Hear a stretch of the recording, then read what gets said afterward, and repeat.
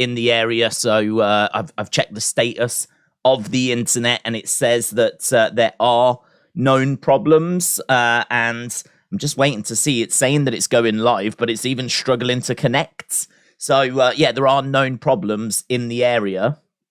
I'm just having a look, seeing what you lot can see, and you lot can just see like a black screen, which is quite annoying. Oh, no, there I am. I've popped up now. Okay, hopefully people can see me. But, yeah, known technical problems in the area, unfortunately. So, I have gone to a bit of a rubbish internet connection. I can see that it's struggling. Okay. I've just tried dropping the settings. Hopefully this is better. I can see that we were getting a red light before, but now it's showing green. So hopefully that's better. But yeah, I mean, technical problems, man. Technical problems. I must admit, we do all right. I mean, we are in the countryside. And we do all right with, like, not having to worry about lag or anything. But, yeah, I've been battling for about 20-odd minutes now trying to get this set up. But it looks like it's I'm on an awful internet connection, by the way. But looks like it's holding, although looks like it might wobble again now. Definitely don't want to sit here for the next hour going, oh, is it holding? Is it wobbling? And it certainly looks like it's wobbling again. Oh, this is going to be really annoying, isn't it? This is going to be really annoying. All right, let me try and drop the settings further. How low can we go? Listen, guys, we might be going to the much spoken about world of 480p. That's where we might be visiting. Let's have a look. All right, I've dropped it further. I've dropped it another level. We'll have a look, see if this holds.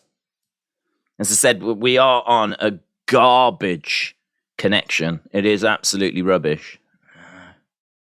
Like that one either. 16-bit days. Wrestle with Andy, shout out to you. Yeah, well, we're going. I think we're going Commodore 64. I think we're going to the dark days. Right, this probably looks garbage, right? To the point where the chat might not even be readable. But as long as I can stream and you can hear me and we can do some sort of stream this week, that's literally, we are fighting for that right now. We are fighting just to be able to do some sort of stream. And right now, I mean, I keep saying this. It looks good for the first, 5 seconds. And then there's a little, if you don't do, OBS or anything, the way it works, there's a little, traffic light system. So if the connection's good, you get a green light. If it's a bit wobbly, you get an amber light. And if it's absolute dumpster fire, you get a red light. And normally we're on green, obviously. But it seems to be holding, though. We've been getting green for about 5 seconds and then going straight to red. And red is like everything's on fire, get out the building. But no, okay, we seem to be holding. If this looks and sounds garbage, I mean, you're just going to have to ride with it for this week, seemingly. There is a known problem in the area. I checked the status on the internet, because I can just get enough internet to, view Twitter and things like that. So I was able to get on and have a look, and they said there's a known problem in the area. It takes about 16 hours to resolve. I was like, brilliant, thanks. So yeah, we're having to use a garbage internet connection, but hey-ho, doesn't matter. Seems to be holding for now, but it looks like might be one of those streams. But shout out to everyone that's in the chat. Thank you for bearing with us, as we seem to have got somewhere. So hopefully, as we said, this will hold. Right, because I've been wrestling with internet connection, it means that I haven't had a chance to really have a look and see what's going down in WWE town. Normally, I like to sit here, get a bit of quick research done before the stream starts. I've not been able to do that. The big thing that I saw earlier today, though, was I did see the Dakota Kai. Oh, hello, it's wobbling again. Oh, we might just have a bit more of a wobble. No, okay, it's gone back. Oh, this is going to do me head. But I did see the Dakota Kai injury. Apparently her injury is believed to be severe, unfortunately. And it looks like she's got an issue with an ACL tear. So obviously that's a big concern and will likely rule her out, I reckon, for the rest of this year at least. So a big injury for Dakota Kai. I don't know how that's going to affect damage control plans. Don't know what that means for damage control, but obviously it doesn't look good. I'll admit it, like Randy Orton's moustache, says Aubrey Edwards. Yeah, this is horrible. I can see crazy lag, says Tarek. Is it crazy lag again? Man, I mean, we have dropped these settings so many times. I don't even know if we can go lower. I will try and see if we can get any lower than where we are, but it just might not be possible this week. Right, we'll see if that does anything. I mean, I don't even know what this is. I have no idea what resolution this is. I don't even think it's a recorded resolution. I think we're like redefining the boundaries of technology, but not in a good way, in a bad way. I think we've gone back to the kind of resolution they were using in the 1800s. So, I don't know. I might just be one giant pixel on screen. Like a talking single pixel. Like that might be how bad things have gotten for us tonight. But and do you know what's worse? Do you know what's worse, right? I could probably cope with bad internet. And I could probably cope with like it just constantly failing. But what's worse is I get this green light and it just stays there. And it's been staying there a little bit longer and a little bit longer and a little bit longer. And then eventually it still goes red. And once it goes red, it just seems to completely never come back and fail and die. But like, I feel like all I'm doing right now is I'm not really streaming. I'm just sat here looking at a green light. I'm just staring at it. I'm having a staring contest with a green light, waiting to see if it's going to turn red. Like, that's going to be the stream tonight. It's who's going to blink first, me or the flipping green light. And at the moment, the green light's been winning. But at the moment, it seems to be holding. But yeah, I mean, I've got no idea. I don't even know if this P has been invented. I think we've gone down to 120p, which is like half of 240p, which I don't even know if that's a thing. I mean, but we're doing. I hate this green light. I hate it. I'm sat here. It's still green. It's still green, which means I think we're live. But I swear it's going to turn red in a minute. I'm just waiting for it to crash. That's all I'm doing. That's all this stream is. You're just watching me watch a light that's going to turn heel on me in a second. At the moment, it stayed babyface, but it's going to turn heel. It's going to smack me with a chair in a minute, and it's going to go red. And you know what's really annoying as well? It goes red when I'm talking to you, right? It's waiting. I'll tell you what it's doing. It's waiting for me to start a conversation. It's waiting for me to go into the chat and ask a few questions, share a few thoughts, and then it's going to completely turn heel on me, go red, stream will crash. I'll probably be doing one of my big monologues that I just go into. I won't notice. And then, you know, I'll look in the chat and you lot will be like, I can't believe he crashed like half an hour ago. Staying green, though. It's doing this on purpose, man. It's doing this on purpose. Right now, I've got no idea what you can see. I've got no idea what you can hear. The only thing I know is that the stream is staying green, right? It's staying green at the moment. And I feel like this might be the longest that it's been green all night. So, I don't know. I'm going to try and run with it. Now, it crashed last time I tried to check my phone to see what. So, I don't know if that was connected. But now I'm a bit reluctant to check my phone. And I kind of need to check my phone. And I'm going to have to. Oh, my God. I mean, I'm going to have to go on here to go onto the thing. Oh, this is just a nightmare. This is just horrible. Right now it's holding, so I feel like I should just leave it as it is. but I've got to go on to like Twitter and like have a look at bits and bobs. Oh, it's just awful. What an awful evening. I hope you're having a better day than me. Rainbows and Unicorns, aka Sam, shout out to you. Thomas said, am I drunk or is it pixelated? We are at 120p. Let's go. Let's go. Try having a talk, says Kian. Listen, I don't know. We're on Bob's internet. That's how low we've gone. We're not even on any kind of flipping known brand now. I think we've gone to Uncle Joe's internet connection. It's holding, though. It is holding. I mean, granted, we're on the lowest setting known to man. We're on a setting so low, I don't think anyone else has ever been on this. But, okay, well, look, we're doing all right. We're doing all right. Right, James said, AEW Fight Forever officially announced for June 29th. Anna says, Biden better come through. I've been working since I was 15. I'm not about to lose my pension. Well, I think there's many problems in the world right now, but there are no problems bigger than the ones that I'm experiencing tonight. That's the bottom line, right? You can forget your pension. Your pension's not as important as the internet connection issues that I'm having tonight. Days, have you seen the bleak ticket sales for Double or Nothing? WrestleTix tweeted it's 7,400 after AEW announced a buy 4 for 1 at $40.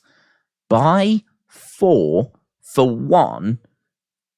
What? So you get 4 tickets. So basically a ticket is basically $10. Buy 4 for 1. Wow, I mean, all I'll say is that's a great bargain if you want to go along.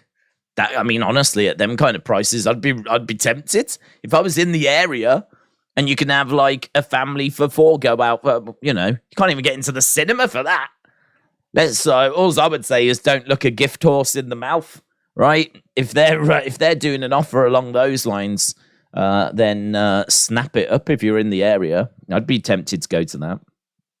Seeb said, did you see Graham Souness is swimming the channel at the age of 70 to raise money for children with skin disease?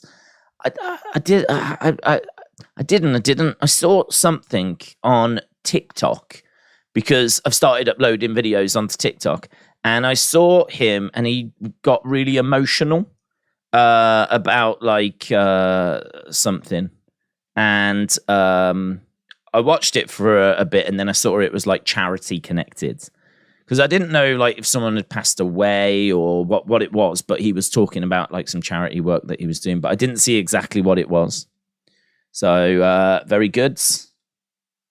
I wish him all the best. Miguel said, all I see is lagging. Oh, it better not be. I think it's holding all right. We're at 360p resolution right now, are we? Okay. I mean, I would have a look to see what that looks like, but like, honestly, the last time I went on my phone, everything crashed. So I don't really want to do that. Is Raw taped tonight? No, I don't believe it is. I think SmackDown was taped, and honestly, I didn't see any sport. I haven't seen anything. I don't want to know anything, but genuinely, not a single spoiler. Some might have been sent my way, but to be honest, I don't go on Twitter as much now. I've come to the realization that I really don't like Twitter. I really don't like it. That's the realization that I've come to. I don't know. Yeah, I've spent so long on Twitter over the years, just like, you know, sharing thoughts and getting involved in conversations and everything. But I mean, it feels like as the years go by, it's become like more and more toxic. I would say that when I first went onto Twitter, which would have been back like 2016, I remember it being a place that was quite daunting at first, because you didn't quite know how it worked when you first go onto Twitter. But I was not having like the negativity and the comments that you see like back then to what you get now. So, yeah, it definitely feels. And I think actually, this is something that I think a lot of people have picked up on, the fact that it's got gradually worse. And this is something that I think Elon has. And I will give him credit here. I think he has genuinely tried to fix it. And I think he is trying to do some stuff. The one thing that you can say about Elon is that he's definitely brought in some new procedures. Now, whenever you send a tweet, it says, are you sure you want to send this kind of a thing, and it counts down and you got to press send now if you really do want to send it, which can be a bit annoying, but I think that's pretty good. It makes you think twice about, do I really want to send this or not? I think he is trying to do some stuff on there, but honestly, just going on TikTok's, I'm so loving TikTok at the moment, really enjoying it. Just being on TikTok and you just put up the content that you put up. You can just look at other people's contents. I think taking away the messaging side of it, because the thing is, if you watch a video and someone gives an opinion that you don't agree with, you just don't watch their videos anymore, and you can just get them out the way. Really, you just don't engage with them, and they won't show in your feeds. So I don't know, it's just healthier in a way. Well, probably not, because I think China's behind it, not the wrestler. And I think they're getting all our details. So ultimately, it'll probably lead to our downfall. But right now, it feels healthier. So yeah, I'm really enjoying that at the moment. Why does it do that to the internet? It happens to do that to us here. Also, it bothers us big time, says Paulie. Bothers us big time? Big Time says, Days, CM Punk has really found himself in a sweet spot because rumor has it Daly's place will be backup of Punk. Can't come to terms to book a United Center for Collision debut. Will be a backup if Punk can't come to terms to book a United Center for Collision debut.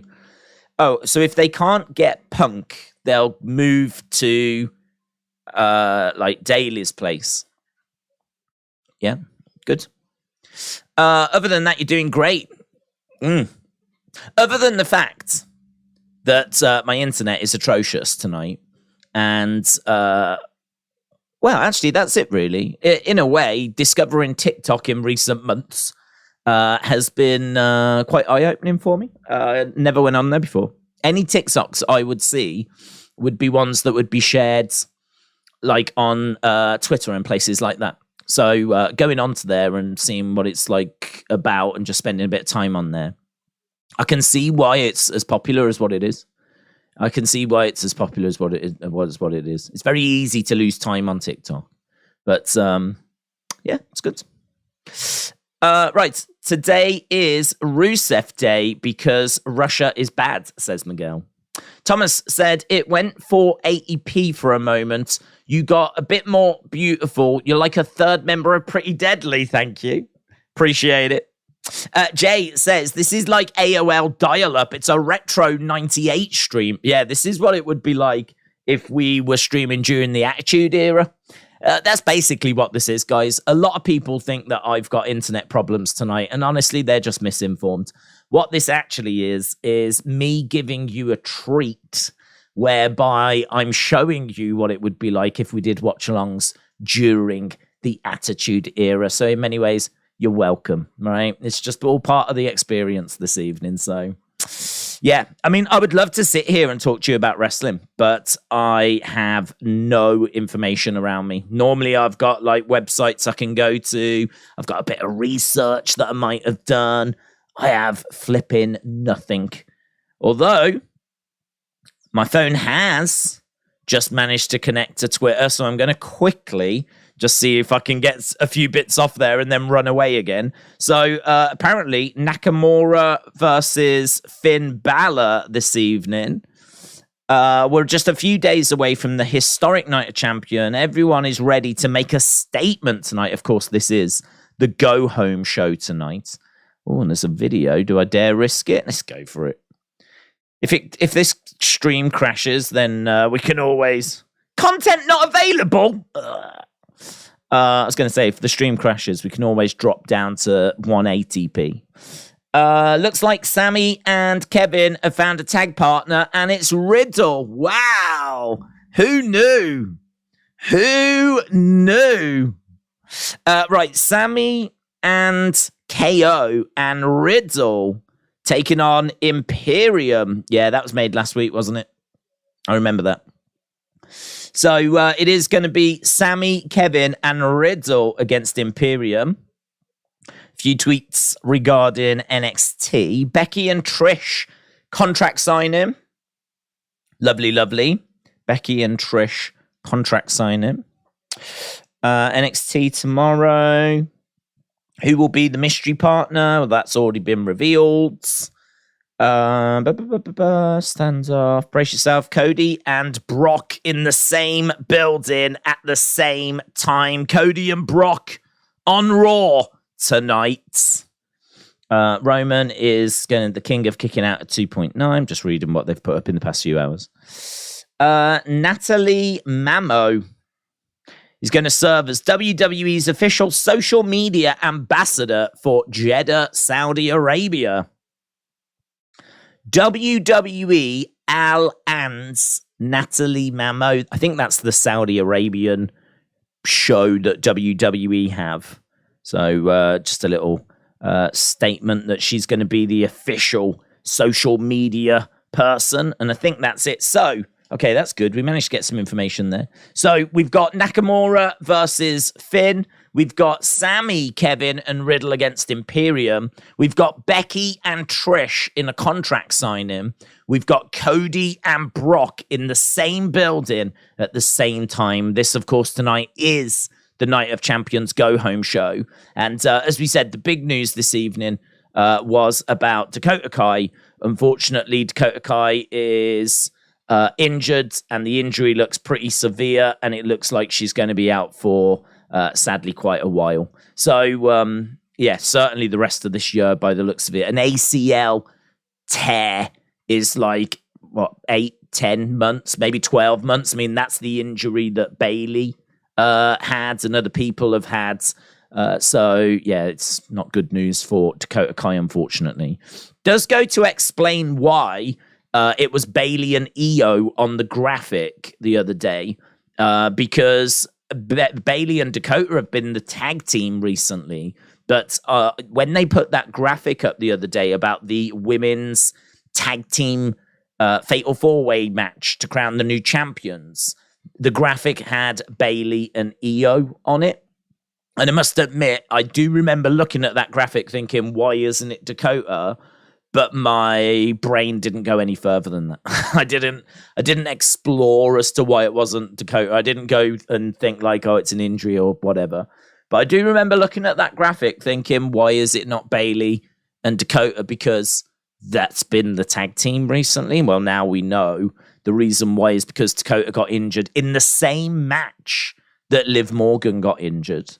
So that match was cursed, man. Just like my internet. That match is the wrestling equivalent of my internet. So, Cynthia, shout out to you, my friend. Appreciate the support. Cynthia said, I've been meaning to ask. Go for it. Go for it. How long have you been watching wrestling? Hope you are doing well. That's a good question. I've been watching since 1992. So the first full year that I watched wrestling was 93, and there was I can't remember what it was. There was something that happened the other day. It was a little while ago now, a few months ago now. And I remember seeing it, and I was like, oh my God, this changes everything. Because in my mind, I started watching, the very first show I remember is Survivor Series 92, right? The very first match I remember watching is the Head Shrinkers, right? Because I believe that's the opening match of Survivor Series 92. Head Shrinkers against High Energy, right? Now, that isn't the match that necessarily grabbed me and, oh my God, this is what I want to watch forever. That's just the opening match of Survivor Series 92, and that's the first show I can remember watching. But the first match that probably grabbed me would be Big Boss Man against Nails on that show. I said before, I distinctly remember, like, I couldn't work because I believed it, of course. And so I was like, is this what they do in America? I mean, I'm only young. I'm like, they have police officers, like, fighting against the criminals. Like, I just couldn't get my head around it. I didn't know what was happening. It was like this. I mean, I suppose it's the same for a lot of people. It's this whole world that you don't know exists, and all of a sudden you see it, you get a glimpse of it. And I mean, like, I would argue back then it was even more of a messing with your head experience, because now you tune in and these are largely people, right? You know, you tune in, you've got Seth, you've got Theory, you've got AJ Styles, you've got Becky Lynch, right? These are people. Imagine how much it messes with your young mind when you tune into wrestling in the early 90s and you've got The Undertaker and you're like, what? So you've got The Undertaker, you've got Kamala, right? This guy from a long-lost tribe from the forest of Uganda who's making his way down, and he's like, who's this guy? Like, where's he come from? And you've got Undertaker, and you've got Big Boss Man, a police officer. You've got Nails, a criminal, right? Like, you go through, like, the list of characters that was around at that time, and it's like, it's like falling into Narnia. It's mental. Like, my young brain couldn't cope. So yeah, I remember, like, end of 92. I remember, like, all of 93, 94, blah, blah, blah, blah, blah. And that's when I got into wrestling. But there was something that happened. I can't remember if it was an old video or an old photo. There was something that I remember seeing, and it suggested that I actually got into wrestling, like, before I even thought I got into wrestling. I don't know if it was, like, Christmas 1991, I got, like, a wrestling figure or something. I can't remember exactly what it is, but I do remember seeing this thing going, wow, that's blown my mind. That means I was into wrestling before I even remember being into wrestling. Like, perhaps it goes back to, like, early 92 or 91. It's still around that time, but yeah, I've always believed that it was end of 92. I mean, when you're a kid, you don't really pay attention to dates, do you? Do you know what I mean? I can't tell you what I was doing in 1990 or 91, 92. They all just merge into one. So, you know, the only way I can tell when I got into wrestling is, like, what was the first show you remember watching? What's the show that had that impact? And I distinctly remember it being Survivor Series 92. That show means so much to me. That is a very, very, very, very special show to me. It's not an amazing show, although I would say it's a weird show because it feels a little bit like the Lost Survivor Series. And I think the reason for that is because it didn't have the Survivor Series matches on. So I think I'm right in saying that up until 91, we had the traditional Survivor Series matches. When we get to 92, that's when, like, a change is made. I also seem to remember that I think 92 is when we start to change, like, the color scheme. I think we keep the logo, but we kind of change the color scheme and everything. I mean, back in the day, like, the packaging for Survivor Series, I'm trying to remember if those were the ones that were all yellow, and I'm sure that these then changed. I've got a feeling that the cassette tapes the packaging was all yellow for Survivor Series, and then I think when we get to 92, it's completely different. So the matches are different, the packaging is different. It doesn't feel the same as the previous ones, but it doesn't feel better. I think the reason for the change is, and obviously I didn't know this at the time, is the steroid trial. And I think that the steroid trial is an opportunity to launch something new. We're going in a new direction now, you know? No longer can we have the big muscular guys, because we can't have that because of the steroid trial. So Vince was having to go to court, having to defend himself because the government believed he was giving the wrestlers steroids to make them big. That was illegal. He was saying he wasn't doing that. There was a massive case, looked like he could have gone to prison. All of this played out in 92. And so I think that's why Survivor Series in 92 is different. I think that's what, and like, again, you know, we were meant to have the Warrior on that show. We don't have the Warrior because he ends up going British Bulldog, obviously. I mean, if you think about it, Bulldog main evented SummerSlam 92 at Wembley, was the Intercontinental Champion. He's not on the show at Survivor Series 92. He's gone. Warrior's gone. Like, the big muscular guys, they're out the door. And instead, we're focusing on the likes of, well, we got Ric Flair. We've got, I think the main event is Bret and Shawn in 92, which is 5 years before Montreal's Screwjob at the same show at Survivor Series.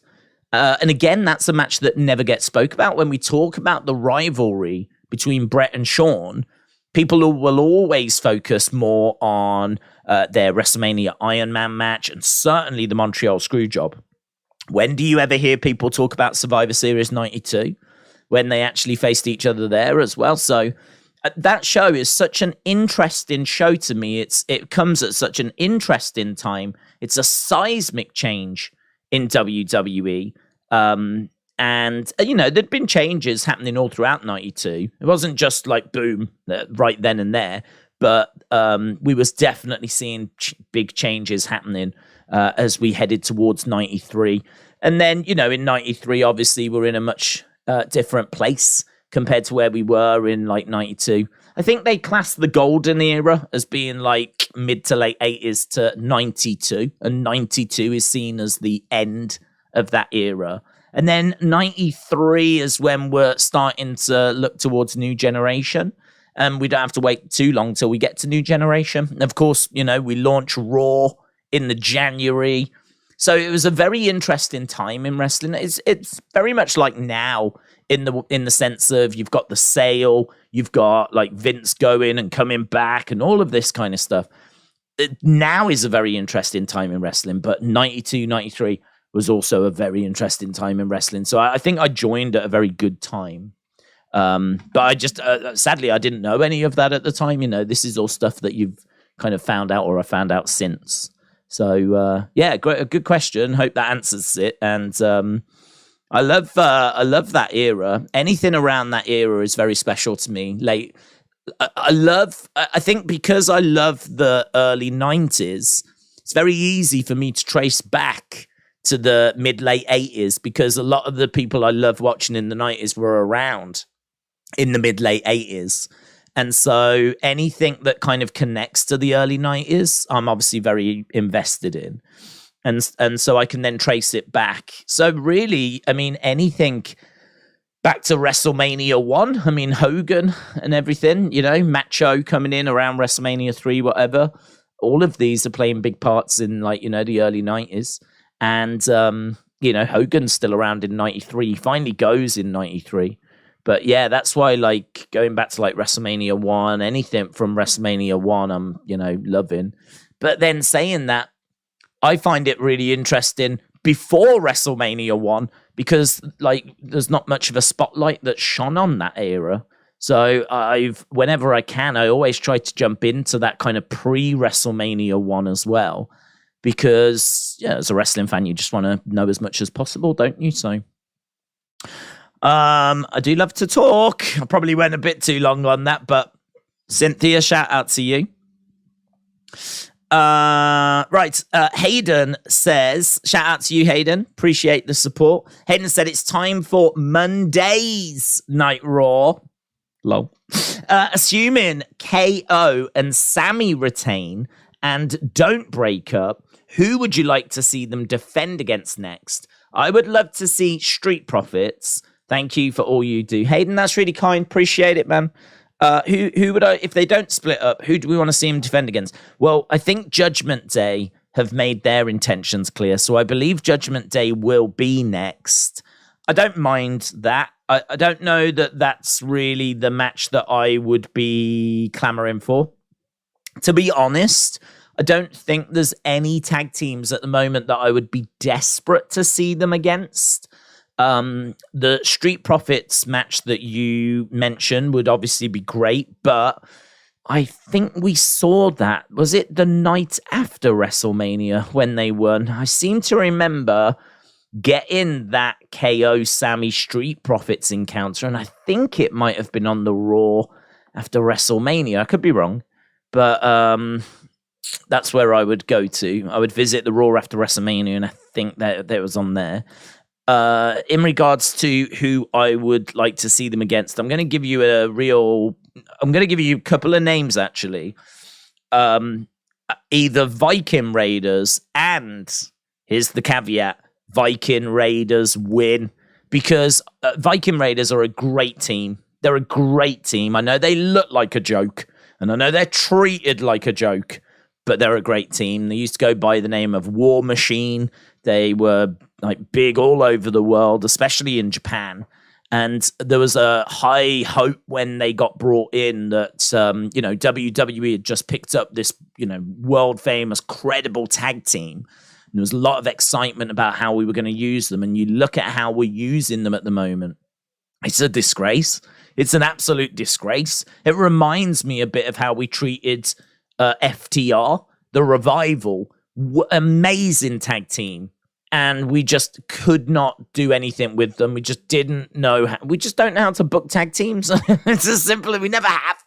We never have. We've had some amazing teams. I mean, maybe you can say there was like an effort made in the late 80s and an effort made in like the Attitude Era. I think Dudley's and Hardy's, Edge and Christian, that was an amazing time.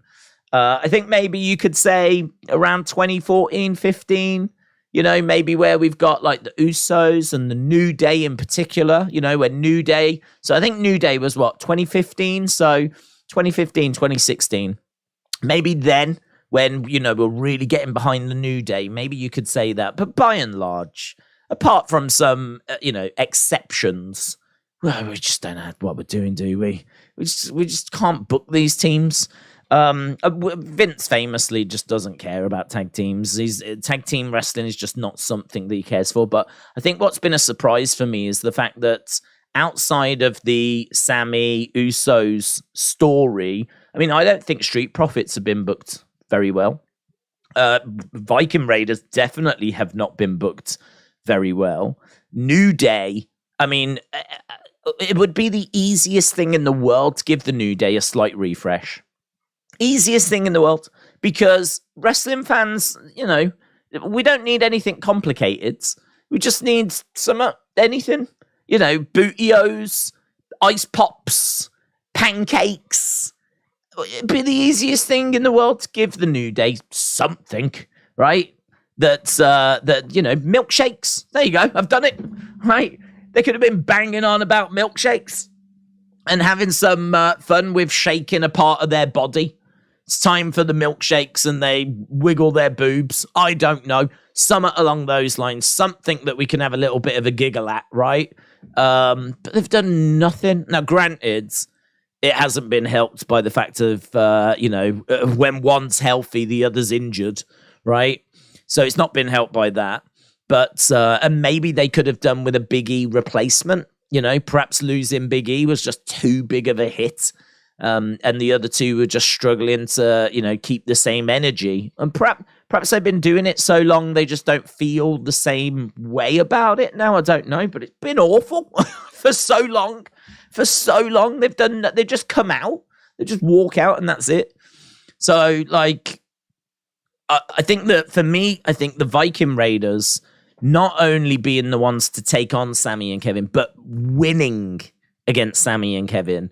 And actually giving them a big statement victory, giving them the titles, putting the belts on them, giving them, that ticks a few boxes to me. Plus, also, they could remind the world how great they are. So I'd be down for that. The other team as well, and they've only just arrived, actually, so I probably would go Viking Raiders first, is Indashir. Because Indashir, they are green, they are new. We probably haven't done enough with them that we should have in NXT. I mean, literally, they were together for 5 seconds and then they got called up. And I know that they've teamed together previous, but I don't think we'd got anywhere massively with them in their first run, to be honest. So yeah, it's not like they've been involved in loads of takeover events or anything, but they're another team that remind me a lot of Viking Raiders, because Indashir have got a big gimmick, right? You know, they're an Indian tag team. They've got Jinder on the outside. They really play up the Indian thing as well. It's not like no one noticed that they were Indian, right? They come out in like traditional garb, and they've got, as we said, Jinder as their manager, Indian like entrance music. Indashir, I believe, is I think Shia, we looked the other day, is lion in Indian. So I mean, the whole thing is like Indian loud and proud, which is great. I'm all for it. Sign me up. It's going to be perfect because they've got a big audience in India. So lovely. I have no issue with it. So I would actually get behind them. Because the problem is that I could see them being like a Viking Raiders. They're a big team, like powerful, big, strong. They've got like they're leaning quite heavily into a gimmick, right? Leaning into the Indian thing. And it, you know, you could easily find yourself like just burying them like we are with Viking Raiders, and I don't want that to happen. So either Viking Raiders or Indashir, I would go with like one of those, but I would have them win, to be honest. I'd have them win. I think we could see Sami and Kevin getting past the likes of Judgment Day. As I said, I think they've already faced Street Profits. If they haven't, if I'm remembering it wrong, do the match. I don't know that I'd have Street Profits win. Maybe I would. I mean, the Street Profits could do with a boost as well. I think part of the problem is that we're not seeing secondary tag team like feuds. We need to see some tag teams involved in some matches and in some feuds so that we can build up like a good division, number one contenders, things along those lines. Like have some stories going on in the tag division. We just don't see a great deal of that at the moment. And maybe this is part of the problem. The factions are getting in the way. You know, we're doing Judgment Day, the faction. We're doing LWO, the faction. Imperium, a sort of a faction, right? Bloodline, obviously, big story. That's a faction. Sami, Kevin, that came out of the Bloodline story. So that's sort of faction related as well. So these factions are kind of getting in the way a little bit of the tag teams. You know, it's kind of these factions getting in the way of Viking Raiders, of Street Profits. So that's maybe the downside of having so many factions, is that their stories, what's going on with them, is just maybe clouding and like, you know, getting in the way of the tag division. So yeah, Hayden, shout out to you. Great question, buds. Hope that went some way to answering it. We're doing all right with the internet here, aren't we? It's holding. I mean, not amazingly. I think we do still get the odd wobble, but we're doing okay. Aaron, shout out to you, bud. Said, I love that photo of you, Ollie, Luke, 3 goats. It's very kind, buds.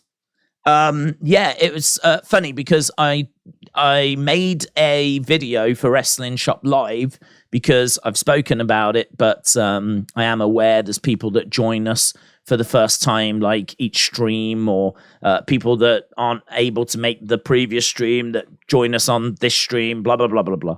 So I know that I need to get the message out, basically. You know, I've said before, I really don't want to be rocking up to Wrestling Shop Live and just be sat there twiddling my thumbs. So I've got a little video that I was making, which I want to put out, you know, show on streams, blah, blah, blah. And so I ended up going onto my old phone, which I haven't been on in forever. And I went on there and it was really good. It was really, really good. I found loads of old pictures. I found loads of old footage as well. And actually my old phone goes all the way back to 2016. So that means that with my current phone and my old phone, if it's not been deleted, I've still got... I even found a video from Southampton which I had recorded. It was 5 minutes long, and you can basically see me walk into shot, sit down, get ready, like get my notes, and then I look at the camera and I start talking. Now, I think that actual video did get uploaded. It's like I'm talking about a poster for a show, and if it's any good, if it does a good job of promoting the show, blah, blah, blah, right? So I'm not really talking about it. The video itself is not anything amazing or brilliant, and I believe it's beyond the channel, but there's bits of footage going back to 2016 to do with the channel that even I've not seen since 2016. And I was looking at it, I was like, man, I really feel like there's some stuff we could do with this. I'd probably just chuck it into the members bit, to be honest, because I'm always trying to figure out how to give like the members like extra bits and bobs. So, I mean, if I can find like old content that's either not been uploaded or here's a bit of like behind the scenes stuff from back in the day. Because one of the things I found is I found the original design for the like logo and the graphics that I was going to use for the channel. And I found all that on my old phone. So it really was like a trip down memory lane for me. And I found the picture, of course, of me with the Wrestle Talk guys. So yeah, I checked that. I mean, I would show you, but obviously I'm not having the best of times when it comes to the internet tonight. So if you want to see that, it's over on the Wrestling Days Twitter account. I checked the picture up there. It was from Wrestling Shop Live, and it was when I met the guys at Wrestle Talk, because they actually were at Wrestling Shop Live. It was really cool. They managed to like get invited along, and they came along. Right, we are about to go over to the show.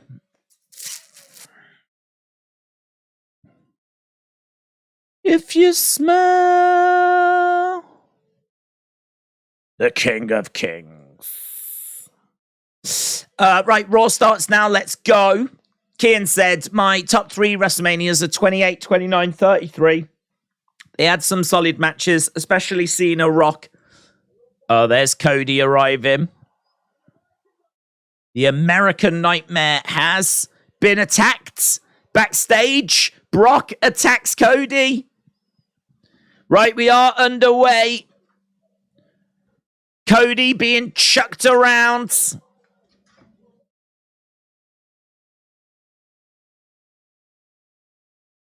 Brock hurling Cody into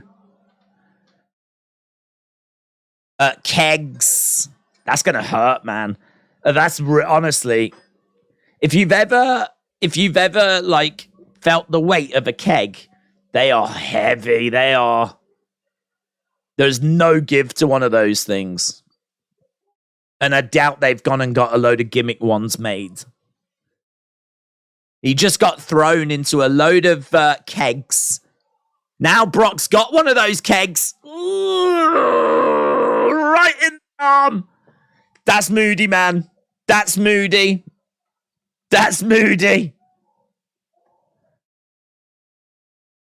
So a keg smashed into the arm of Cody.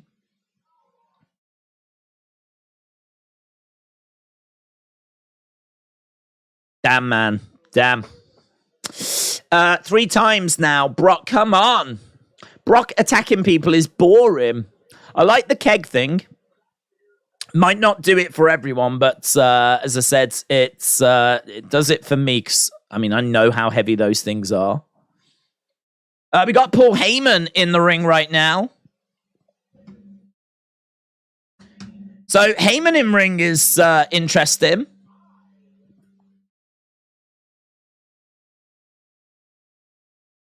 Heyman said he had nothing to do with that, which instantly obviously makes everyone think he had everything to do with that. Instantly everyone went, yeah, that was Paul. That's just a taster of what Cody is in for. Oh. We're hearing Brock Lesnar again.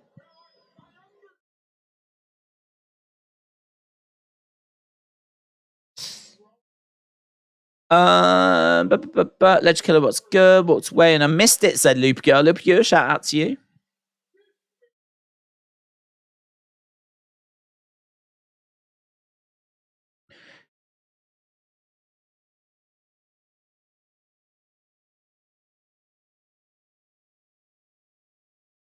That must be where they are tonight, Pennsylvania. He calls it a hellhole, and he gets booze.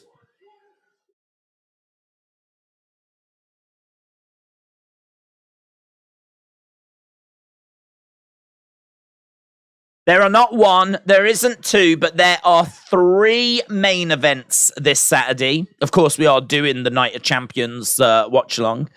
Internet should be fixed by then. In all fairness, actually, if we are going to have internet problems, I'd much rather have it tonight. Imagine if this was Saturday and we were having problems. Ooh. So, yeah, we should be... Cornet says, lazy booking. I like that sign. I like that sign. Cornet says, lazy booking. That's a good sign.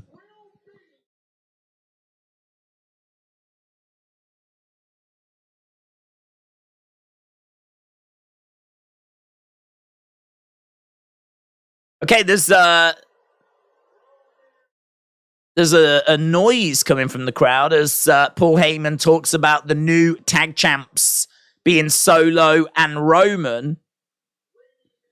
I thought someone was like coming out or something. They were making so much noise, but I think they were just letting Paul know that they don't like the idea of Roman and Solo winning those tag belts.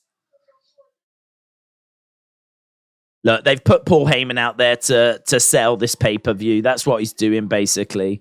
He's telling you about all the things that you need to be aware of about this weekend. And here comes Kevin Owens.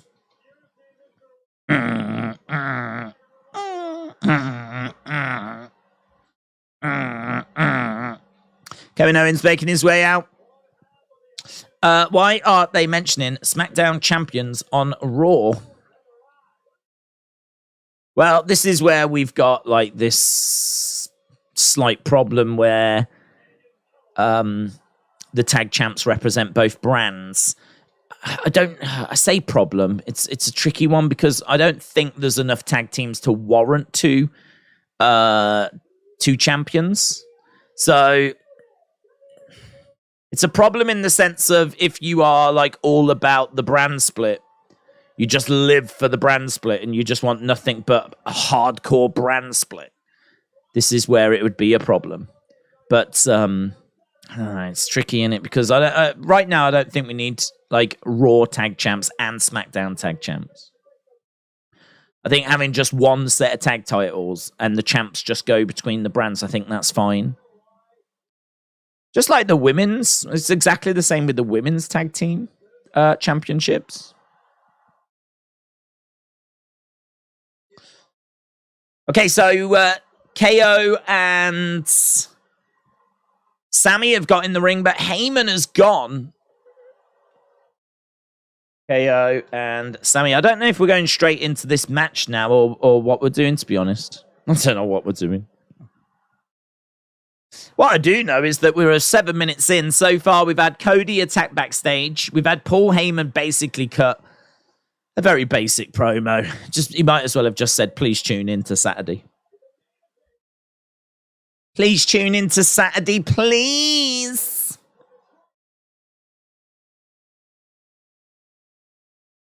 Ryan Gambler, shout out to you. Said, Daisy, are you going to Money in the Bank in July? No. But I am going to be at Wrestling Shop Live, which is in London at Waterloo Station on the Thursday and the Friday. And then Money in the Bank is in London on the Saturday. So sadly, I won't be there on the Saturday. I wish I was there on the Saturday. But I need to be here to do the watch-along, don't I? I need to be... And I don't want to sacrifice the watch-along. As much as I love meeting people, I don't want to sacrifice the watch-along. So I will be at Wrestling Shop. I will be in London on the Thursday and the Friday. but it won't be at Money in the Bank. Okay, well, they're doing a promo, actually. Hershey, we are feeling pretty good.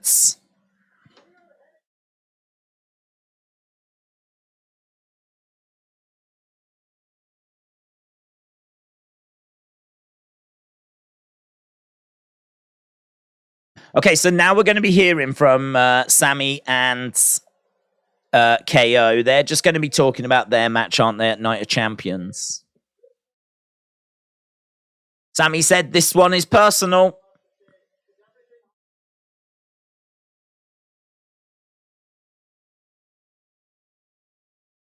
This is going to be a go home, innit? Where did Heyman go, said Bryson? He's supernatural now. He's got supernatural powers.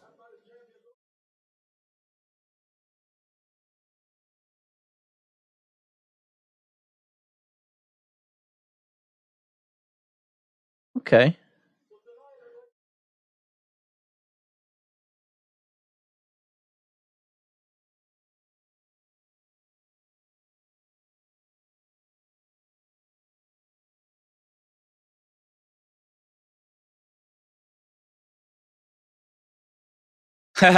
So Kevin dedicates their win at Night of Champions to the Usos.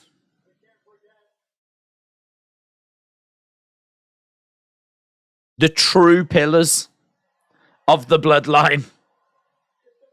That's pretty fun. So, talking about their match tonight, obviously they're in a 6-man tag match. It's going to be them and Riddle against Imperium. Here we go. The ring and around. Yes. Let's go. Is this match happening now, then? I'm guessing so. There's no Riddle, though. Unless there's just going to be a bit of a talky talk. Gunther, Ludwig, Giovanni Vinci.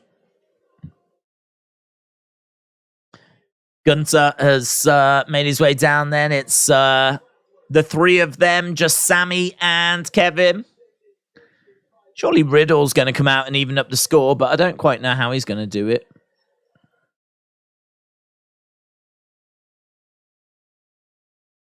Okay. Oh, here he is. He just came running down, slid in the ring. That's how he did it. I thought he might, if he was going to come down, I wondered if he might grab, like, Gunther.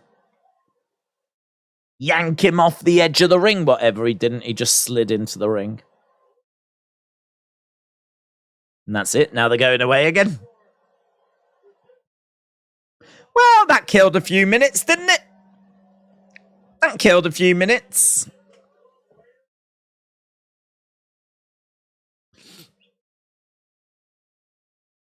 Now they've come running back down to the ring. Now we've got a brawl. Okay, so we've got a brawl between Imperium. Riddle just rocked Gunther. KO and Sami trying to throw Gunther to the outside, which they do manage to do. To be honest, I could have done without that. That wasted a few more minutes, didn't it? There we go. Right now, it feels like they've sat in a meeting going, how are we going to get through this show? Because we don't actually have any content. Let's do a Paul Heyman promo. He won't say anything. We'll just have him talk about the show. Then we'll do a Sami and Kevin promo. They won't really say anything. But, it'll open up the show. Then we'll bring out Imperium. They won't actually get into a fight. They'll start walking away. But then we'll have them run to the ring and start a little brawl, which doesn't go anywhere.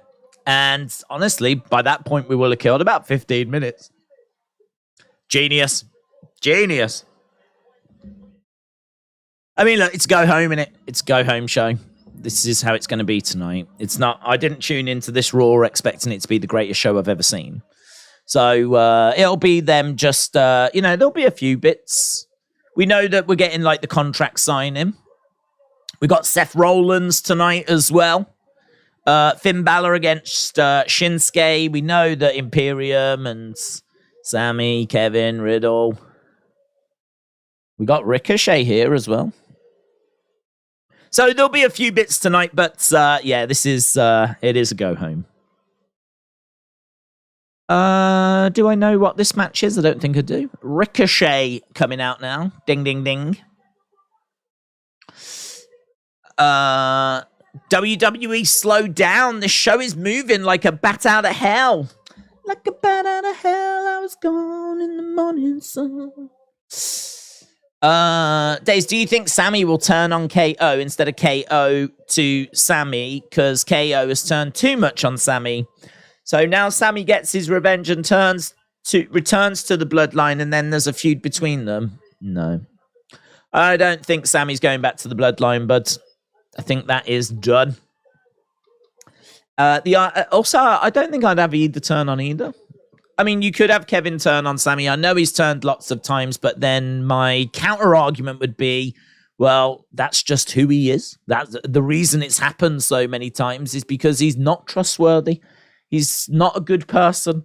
You know, he's trying to be a good friend to Sami, but we know that there's a darker side to Kevin. There's a darker side to everybody, but I think Sami has managed to get like so over, and at one point I would argue he was the biggest babyface in the company earlier this year. I think I'd be more interested in exploring that now that we've got Sami in that sort of position. I mean, Sami's nowhere near as over as he was earlier this year. WWE did a great job of pouring as much cold water on Sami as they possibly could to ensure that Cody was the one that everyone swooned after. But I wouldn't turn him heel now. I mean, Sami's been heel for ages. Like, he's only just turned face. So to turn him again, I've said before, like, I really think turning heel, turning face is a big, big deal because it completely changes your character. It completely changes your relationship with the fans. For me, it really is something that should only happen a couple of times in your career. It's not something that should happen again and again and again. To be honest, if I was to vote, if they said what would you want to do, I would not want to turn either. I would just have them lose the titles and go their separate ways. Still be friends, but just not be a tag team. Because as I said, for me, I think if you turn, if turning is going to have a big reaction, it needs to not be something that happens all the time. It's like title changes, isn't it? Like, if you see the belts changing hands all the time, then it doesn't mean anything. But look at how successful like Roman's title reign has been because he's had it for so long. When someone beats him, it's going to feel like a massive, massive deal. And I sort of feel the same about like even more so about turning heel or face. Coach Co says, happy anniversary. 3 years ago, I dropped out of school. Yeah! I would press the button, but God only knows. The stream might crash. So many congratulations, Coach Co. I would have thought you would have enjoyed school, what with all the facts that they have at school. Would have thought that would have been a good fit for you, Coach Co. But happy anniversary. I can see people giving thumbs up to Cody Rhodes, helping to celebrate that milestone.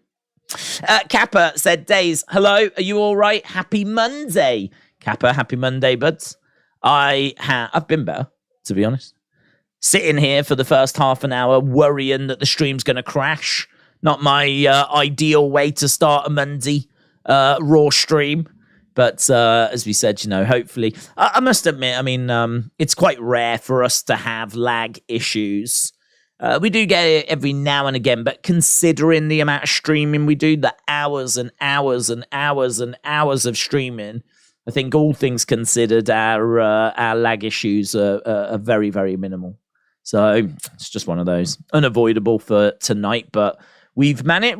We've done well actually since we dropped down to a resolution no human has ever gone to. We're doing okay.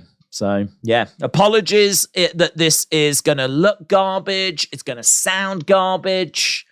But I would argue that's no different to a normal stream. So, right, we was at commercial break, but we are coming back right now.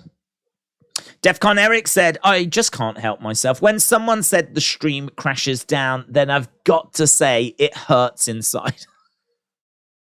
When the stream crashes down and it hurts inside. Let's go. We're just seeing a replay of Brock destroying Cody with that keg. I love seeing a replay of something that happened literally 15 minutes ago. I love that. Let's go. Right, we've got Byron Saxton standing in front of a dressing room. I thought Cody's got a bus in he, so why has he got a dressing room?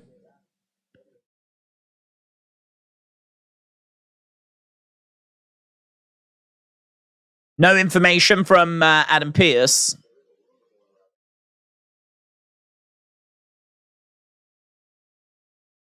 There's a rumor that Cody might have suffered a broken arm. Huh? Well, what's he going to do for Night of Champions then? Can't wrestle at Night of Champions with a broken arm. That's breaking news, by the way. Breaking news.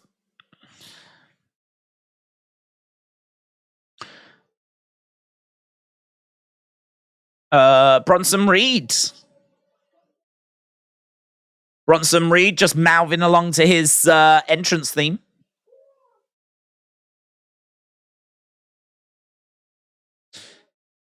Bronson Reed making his way down them.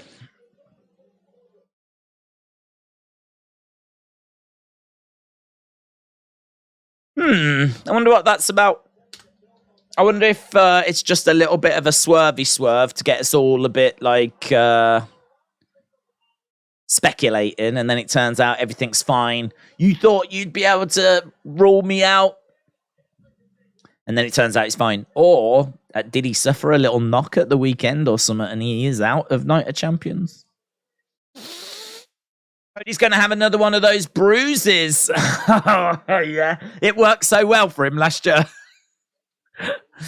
People love that match. Let's do it again.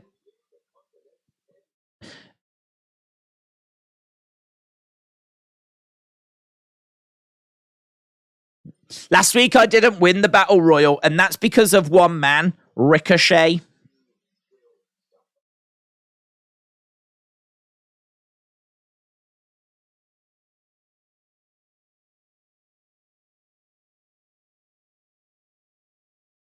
So he's upset at being eliminated in the Battle Royal. Oh, Titums. Boo-hoo. So here we go then. Bronson Reed, Ricochet. Bronson is battle tested. William, hello. Shout out to you. William said, Days, can we get a members interview with Jim? He is the longest reigning mods and follower. I know very little about the man. I would love to.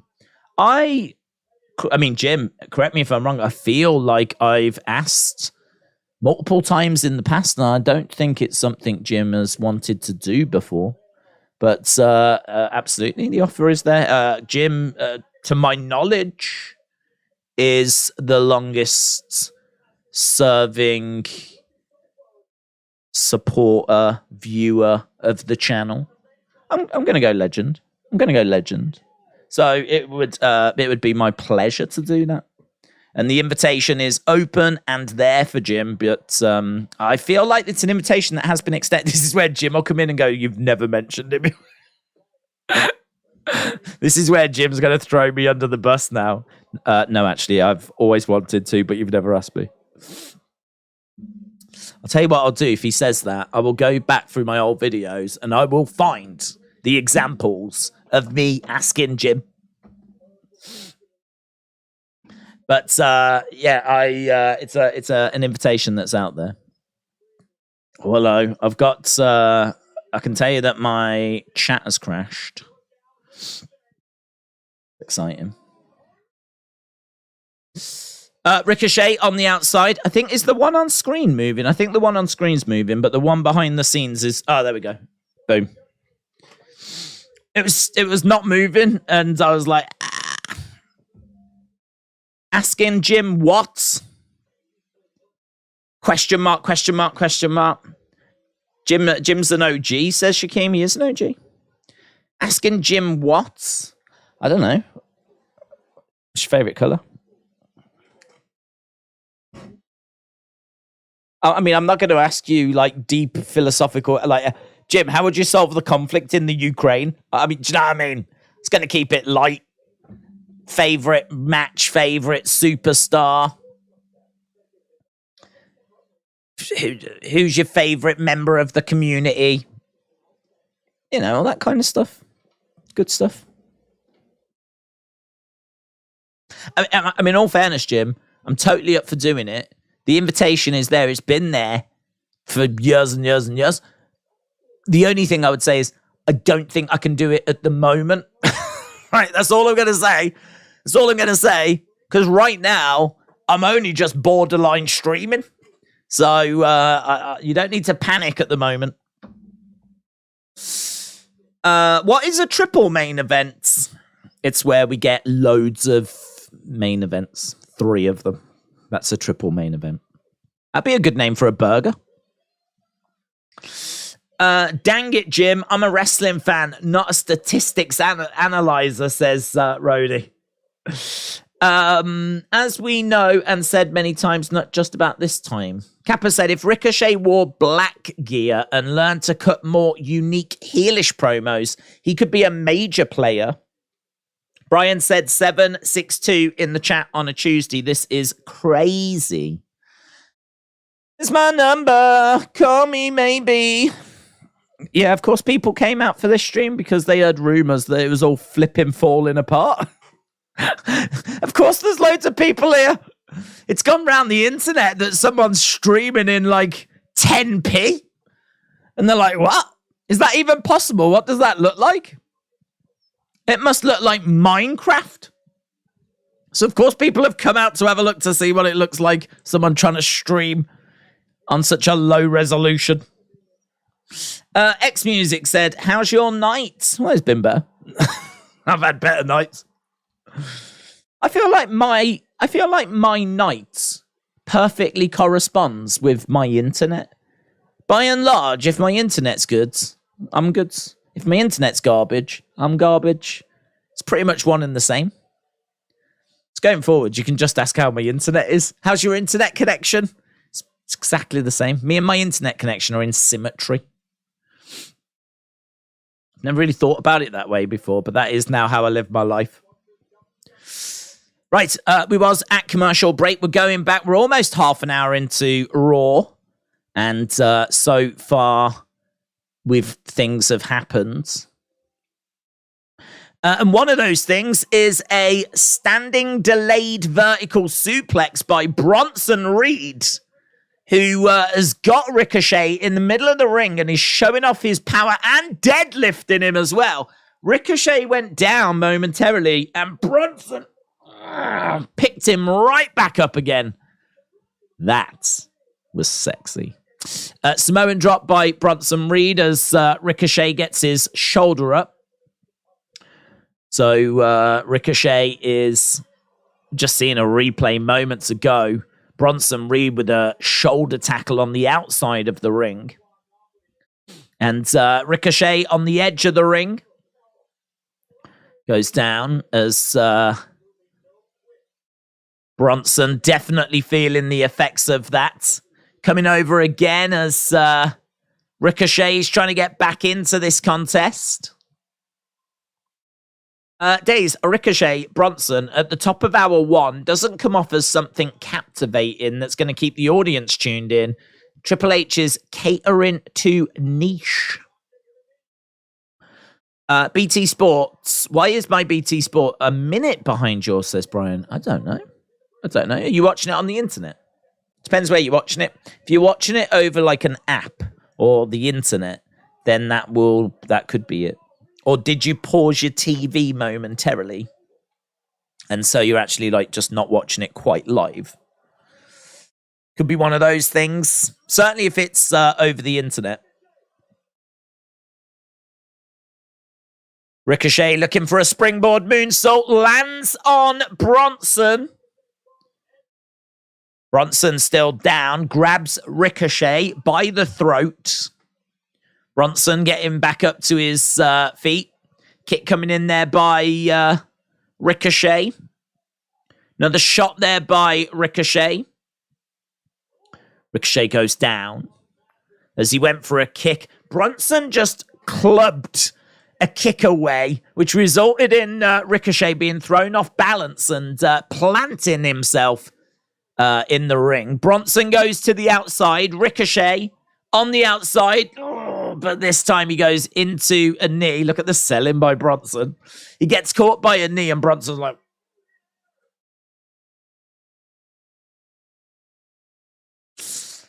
That's a good impression.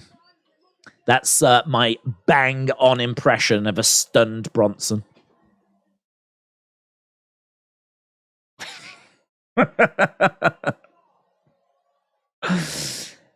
Ricochet. Oh, got caught. He tried to springboard, but Bronson knocks the rope. Oh, man, that was a heavy collision in the corner. Oh, that's a beautiful power slam by Bronson. That is sick. That is sick. I must admit, watching Bronson perform at times can be a real treat. Just think about what this guy has shown. Oh, man, big splash. 1, 2, 3. Fair play. Fair play. We've seen him do delayed vertical suplexes, and not only that, but Ricochet went down and he picked him back up again. We saw some beautiful selling. I mean, that is Oscar-worthy selling. Oscar-worthy. Beautiful splash in the corner. Love the power slam. Love that. So he had him on by the arm. He pulled him back into him. Kind of the way that you would with like a lariat, a short clothesline lariat, short arm lariat. Pull them in, bang. But instead of doing that, little scoop power slam. Lovely. What's he saying? I don't know what he's saying. Oh, that's even more terrifying. And now he's smiling. Oh my God, that smile's horrific.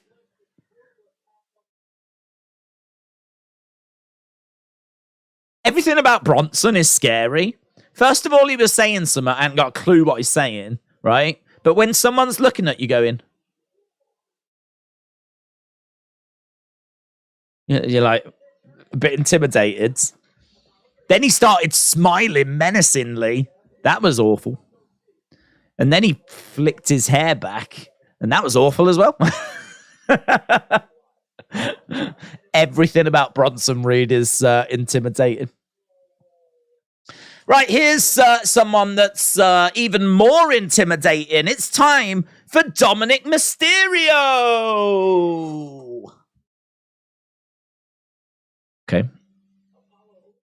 Apollo who? Backstage, Apollo Crews. I'm everything you're not. Oh, it's a bit disrespectful.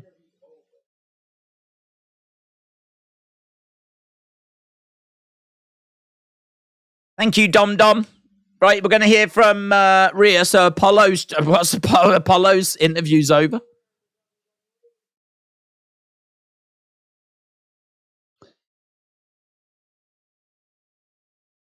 So where is Apollo? Is he just having to stand on the sidelines?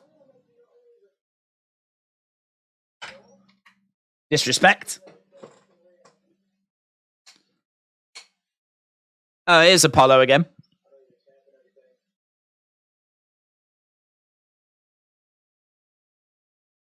Don't interrupt, mommy, says Dominic.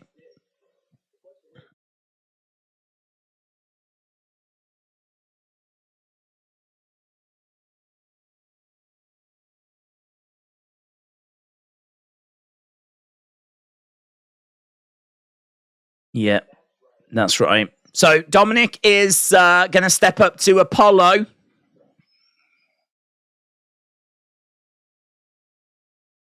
I feel looks nice.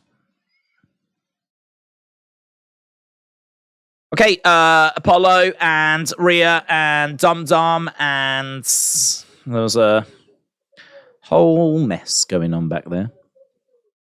I love Rhea and Dum Dum, especially how they are now. Kim said Apollo should win. Hated Badass said I can start out with Dom and let him win a few times. Seth Rollins next. Seth freaking Rollins. Why does Rhea still have the SmackDown Championship? Because nothing makes sense anymore. Nothing makes sense anymore. Mitchell says, boobs. Rick Boobs. Mitchell, shout out to you, buds. Hope you're well. Dom is so intimidating, says James. James is intimidated by Dom. That's a wild thing to admit, James, on the internet. James Chadwick fears Dom. That's what the word on the street is. That's what the man on the street is saying. Brian said the draft nonsense makes no sense. Banks AR14, shout out to you, dudes. Dom can lose one match, said Not Zay. LS Dub, hello, says they still haven't switched to women's belts. If they're going to do a trade, just do it. That's trademarked. Bianca has been walking around on SmackDown with the Raw title for weeks. Same with Rhea. 1 Minute Wrestler said, hi, WWE fan. Godfather So said, Days, I'm smoking that big Moss Man. Oh, that's good. That's good. Late to the party. Do you remember RoboCop bending the bar cage? Yeah, but I can't get past the big Moss Man. I can't get past that. That is very good. The big Moss Man. Man, you should start, like, because I think cannabis is legal now in most states. Is it in America? Certainly legal somewhere. You should start selling it, but only like in like child-friendly packaging with child-friendly packaging with like wrestlers on, but call them like slightly different names, like Big Moss Man. I'm sure there's others as well, but I will allow the community to come up with those. But yeah, I like it. I like it. Douglas says, recap. Well, there's not much to recap, to be honest. We've had one match so far. It was Ricochet against Bronson. Bronson won. And we just had a few promos that didn't really say anything. It's go home show. And Cody might have broke his arm. But we don't know. It's legal here because God is good, says Trini. Weed references are cringy, says Tip. Come on. You're telling me Big Moss Man wasn't good? Come on. Big Moss Man is better than anything Raw's given us so far, maybe outside of Bronson. I did like Bronson. But Dakota High? Come on! Dakota High!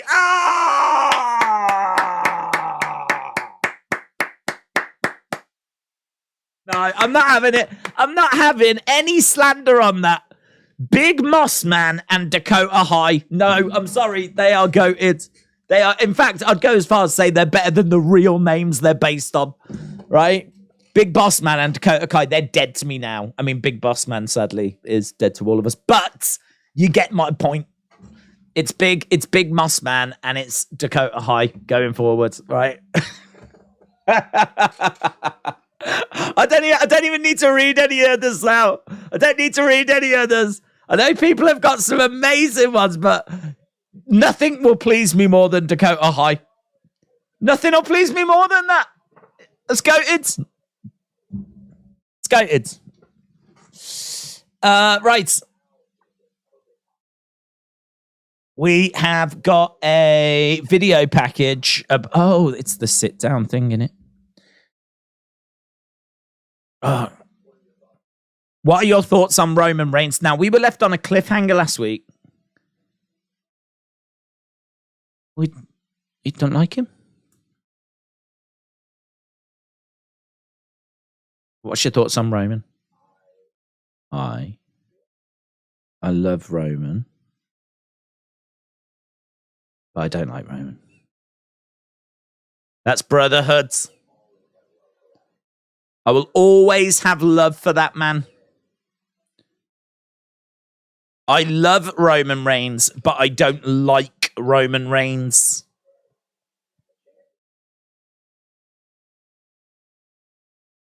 I've got no respect for the champion that he's become.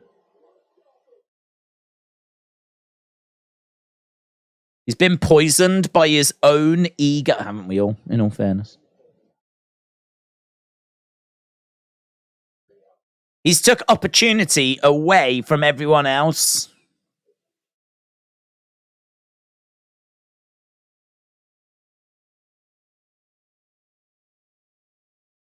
I want to become world champ so that we can all forget about Roman.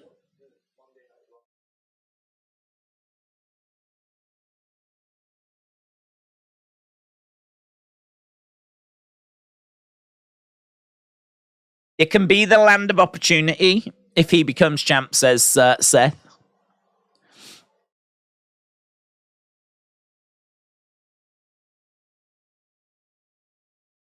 He wins, and we get like a Monday Night Rollins thing going again.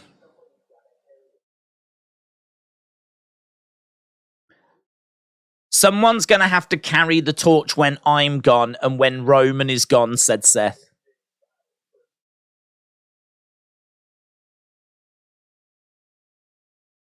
So we're seeing, they're talking about AJ now. Obviously, that's Seth's opponent at Night of Champions.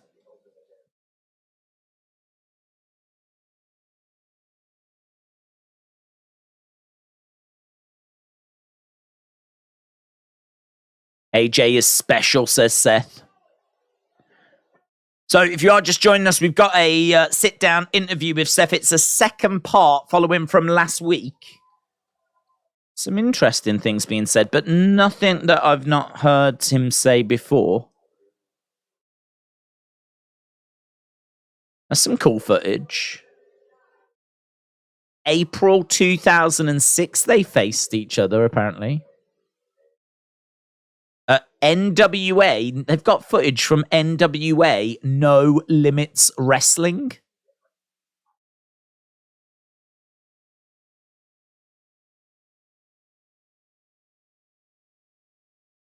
Pretty cool, isn't it? NWA No Limits Wrestling footage of AJ and Seth from 2006.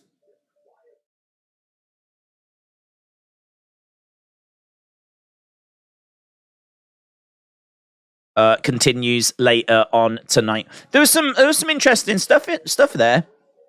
2006 footage from NWA. Right. AJ should win, says Tahil. Old footage. Very old footage. I wasn't even born.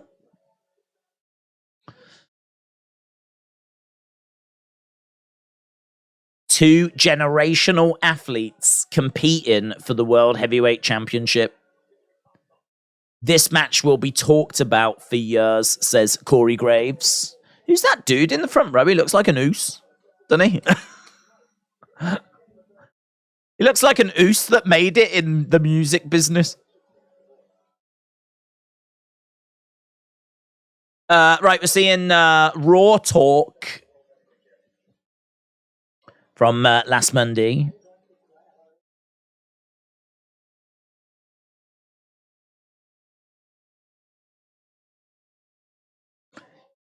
Nakamura said, "Did you cry after you lost to Bad Bunny?" We all cried when Damian lost to Bad Bunny.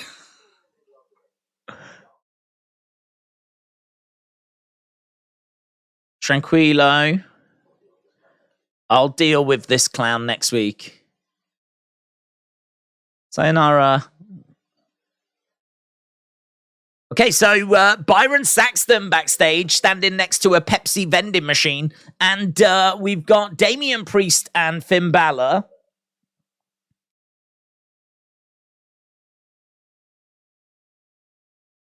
Oh. Tranquilo.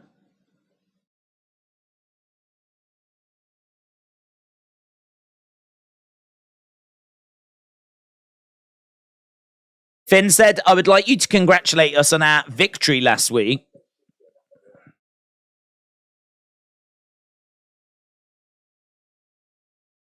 Shinsuke cost my man here an opportunity at the World Heavyweight Championship.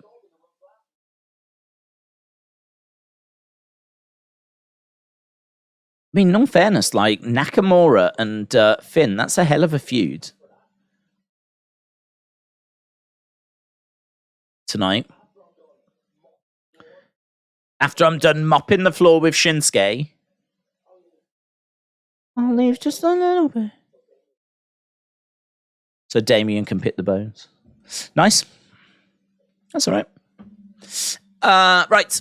Byron's going to join Judgment Day. Mark my words, said X Music. That's all I need. Listen. Could you imagine Dom Dom and Byron as a tag team? It's a flipping dream. That is the flipping dream. Dom Dom and Sax Sax. Oh! Dom Dom and Sax Sax. Let's go.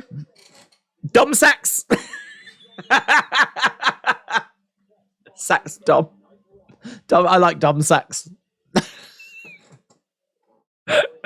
I've heard Rhea likes Dom Sax as well. Here's Candice. Candice making her way down to the ring. I don't know who she's facing. She'll be facing someone. You mark my words. Saw an article say that if Bray returns before SummerSlam, he'll feud with Cody. But if not, we'll get Cody versus Brock 3. Dream match. How would we do Bray Cody? Bray's not a heel. Cody ain't going to be heel. So Bray would have to be heel. Oh, she's facing Zoe Stark. Zoe Stark. Oh, that's right. I remember now. There was that little confrontation backstage, wasn't there, last week? I remember. It's all coming back to me. Yeah, if we was going to do Bray and Cody, Cody's winning that feud, you know. Cody ain't losing that. Not as we're on the march towards him becoming like world champion.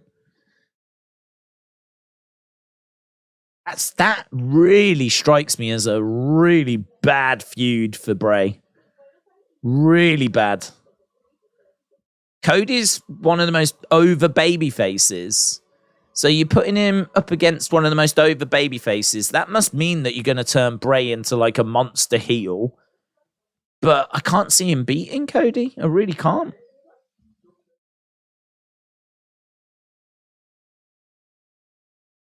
I don't know. I don't know how. Bray fans, how would you feel about that? Let me know. Please respond. No, the way on ringside, said Bryson. That's true.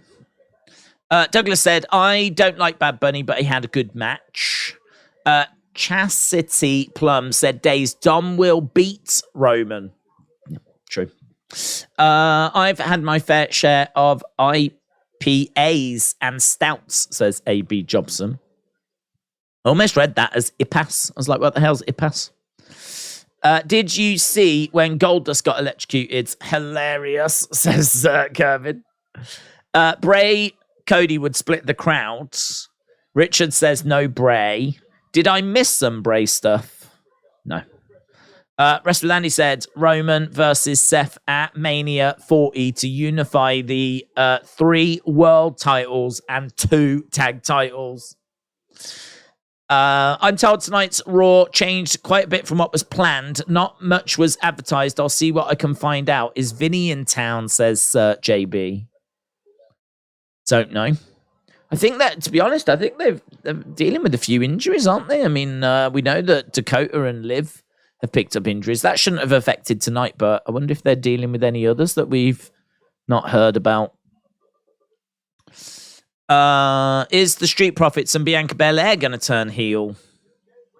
I would have said no, because I think Montez is, ready to break out and be a massive babyface, and Bianca's a babyface, and she has been a big, well-received babyface.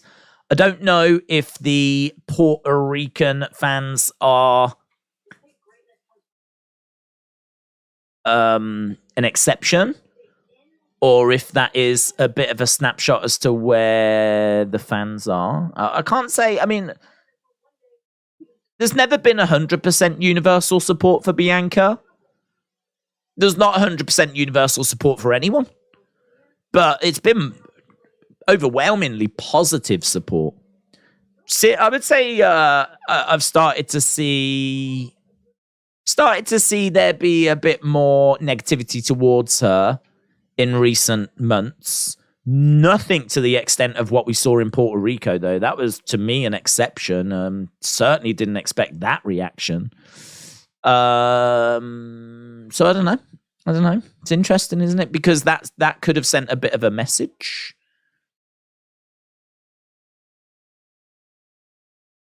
Zoe Stark little video package. That was all right. It's pretty cool. I like these. They've started to do these now, these little off-site, quick little vignette things.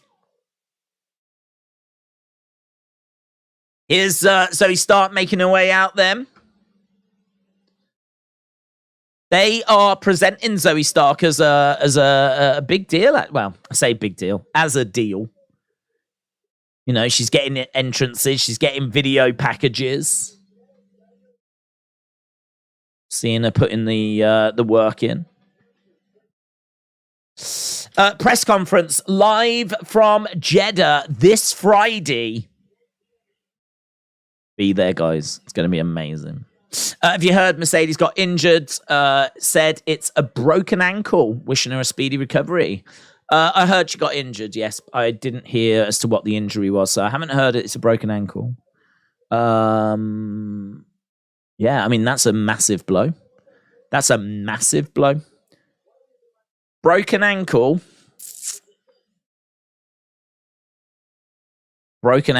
I mean, where are we?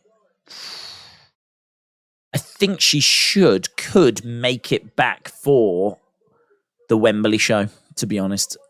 It's not ideal, but she might be able to make it back. I broke my ankle, and I seem to remember it being like 8 to 10 week kind of a thing. I seem to remember I was out for like 2 months or so. So I think All in London, which for me, she's got to be at that show. I think, isn't that August? August? I think it's August. I'll say it's August. She should be able to make that. Right, Nikki Cross has come down, and she is showing support for Candice. So Nikki is down at ringside. William said, I've got a huge heart above my chat bar. Can you see the emotes? You've got a huge heart above your chat bar. Can I see the emote? I can see emotes on screen, look. I can see Trini is laughing at James. I can see Forever has shared a couple of hearts. But I can't see any other emotes. Dropkick by Candice. And actually the hearts just disappeared.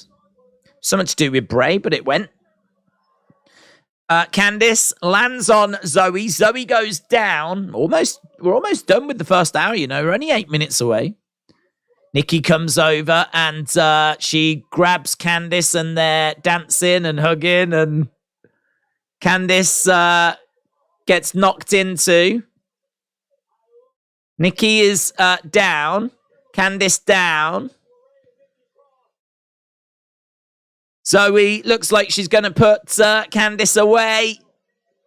Oof, needs the midsection. Candice goes down. 1, 2, 3. I love it when they do that. I think that's so disrespectful. I love it when they do that, though. When they pin and they force their head over to the other side.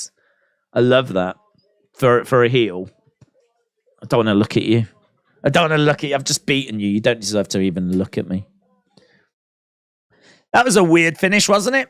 I feel like if you're 5 years old, you probably enjoyed it. But yeah, seeing Nikki grab Candice and like celebrate or dance or whatever they were doing mid-match. I think it's a way of having Nikki. It's a way of Candice being protected, Nikki being involved. That's what it's come down to.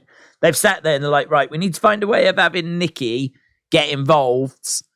We need Candice to be protected. We need Zoe to win. I mean, you would think like some sort of little distraction thing. Instead, they've gone down a bit of a weird road. But I suppose in a way, Nikki is a bit of a weird character, isn't she? So, bit wild, bit different. You only live once, though. So it is a win for Zoe Stark. So far we've had Bronson beat Ricochet. We've had Zoe beat Candice. Timothy said, did Brock Lesnar think the canister was barbecue sauce and that Cody's arm was a chicken wing? That is exactly what he thought. Exactly what he thought. He thought it was barbecue time. Nikki hugs Candice mid-match. Boom. Timothy, shout out to you, buds. Brony said, has Candice won a match on the main roster? Her and Gargano have been losing a lot.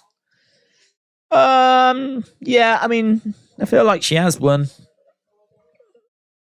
Can't give you a name, though. Can't give you an example. I think did she get like a win over one of Damage Control? I think she might have got a win when there was like a distraction and all that kind of stuff. But like actually like going out there and picking up a win clean. Don't know.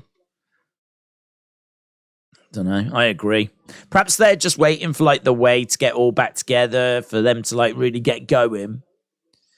And as we said, you know, they tried to protect it with having Nikki get involved and everything, but I suppose it's difficult. I mean, look, what I will say, I do feel a bit sorry for Triple H because if Zoe had just lost, then there would be people going, oh, they're burying Zoe already. She's only just arrived and now she can't beat Candice. Candice never wins. Now, like, you know, she can't even beat Candice. So it's like, you're damned if you do, you're damned if you don't. There's so much good talent that it's like someone's got to lose. But I don't disagree that Johnny, Candice haven't really got going yet. So we definitely do need to make a move. Nikki is unhinged and is cringe, says Ray. NH, shout out to you. Message has been retracted. So I don't know what was said, but it's gone. It's gone. Nikki has the easiest job in the world. I can't remember the last time she did anything meaningful, but she still cashes those paychecks. Retribution, shout out to you, buds. Hope you're well. Did you hear AEW Fight Forever is coming out on June 29th? I'm going to pre-order mine for Nintendo Switch, says Matt. Yeah, James kindly let me know. And then I saw he sent me the video as well, so I watched the little video thing. I must admit, I'm quite excited for it. I'm not going to get it, right? But it really looks like it ticks every single box I would want. I'm not into like simulation, super hyper realistic stuff, right? I would much rather have something that is, I mean, what Kenny said is perfect. Easy to pick up and just play, but difficult to master. That's exactly what I think wrestling fans want. I think they want a game that you can pick up with your mates, play, and people that don't normally like play wrestling can enjoy it, get something from it just by picking it up for the first time. But if you really want to become good at it and really get into the detail of it, there are levels to it. You can improve, you can master it. But it's all arcades and it sounds perfect for me. I just think the biggest problem is Ty Conti is probably in the game, and that's enough for me to not want to buy it.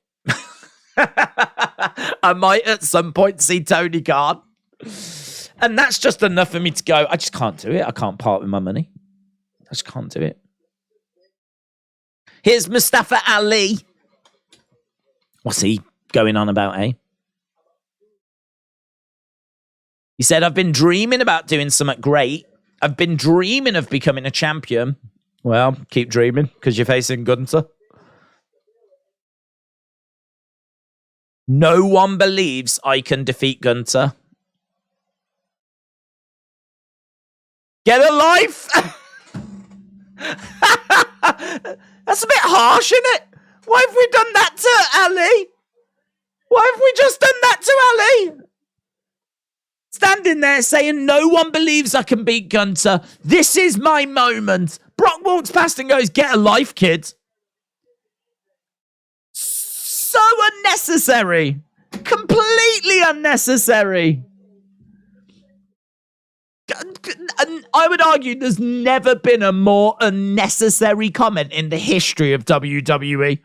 Never before has a comment been made that did not need to be made.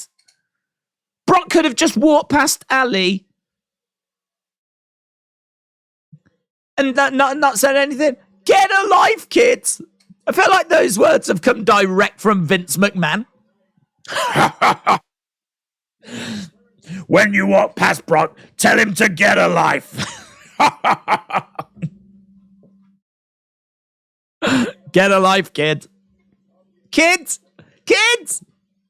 Unless Ali's about to come out and fight for his honor, right? Unless that's planting a seed. Unless I don't know. I can't even. I was going to say unless Cody's out and we're going to put Mustafa Ali in his place, but we can't because he's in a match against Gunther anyway.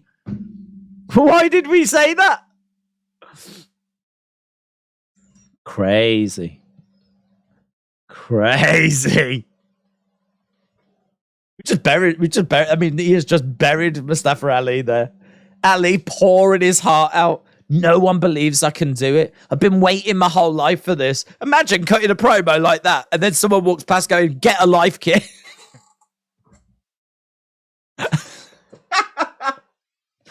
Imagine winning an Oscar, and you're thanking your parents, you're thanking the Lord, you're in floods of tears. Brock walks past, get a life, Helen Mirren.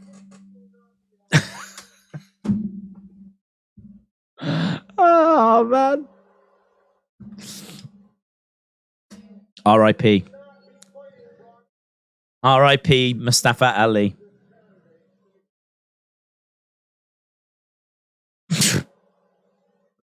Kids.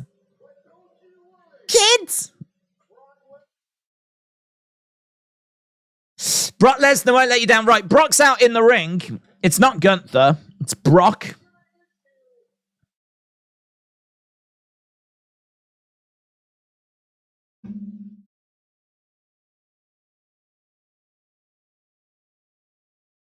So Brock is issuing an open challenge for someone to fight him at Night of Champions.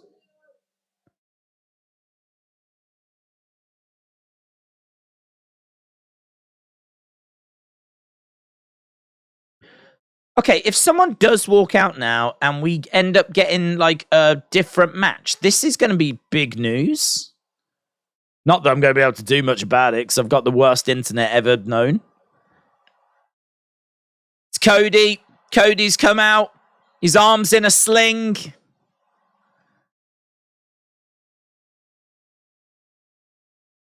If Ali was not already in a match, Ali would have made perfect sense then. Then you would go, That's why he said what he said. But he couldn't, because he's already fighting for the Intercontinental Championship. So he couldn't come out. Here's Cody.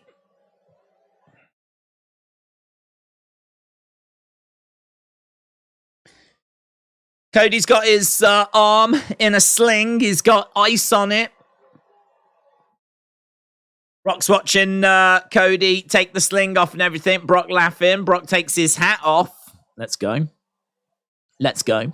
As long as it's not Goldberg, who cares? Right, well, there's a brawl.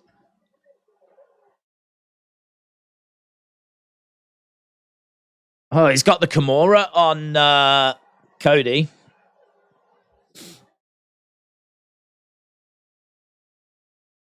Brock's going to end his career, says Corey.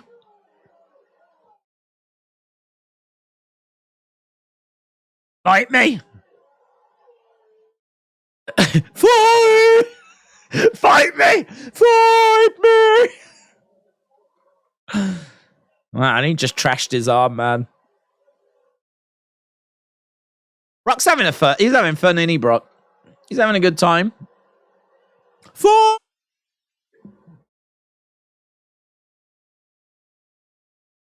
Now he stands on the arm. Oh. Brock was so a high school bully. Now he stomps on the arm. Oh, my God. This poor arm. I don't know what I feel sorry for more. Cody's arm or Mustafa Ali.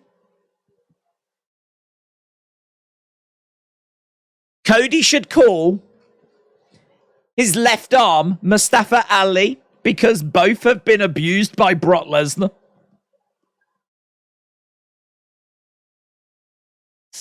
Cody beat Seth with one arm. I'm sure he can do it to Brock too, said Justin.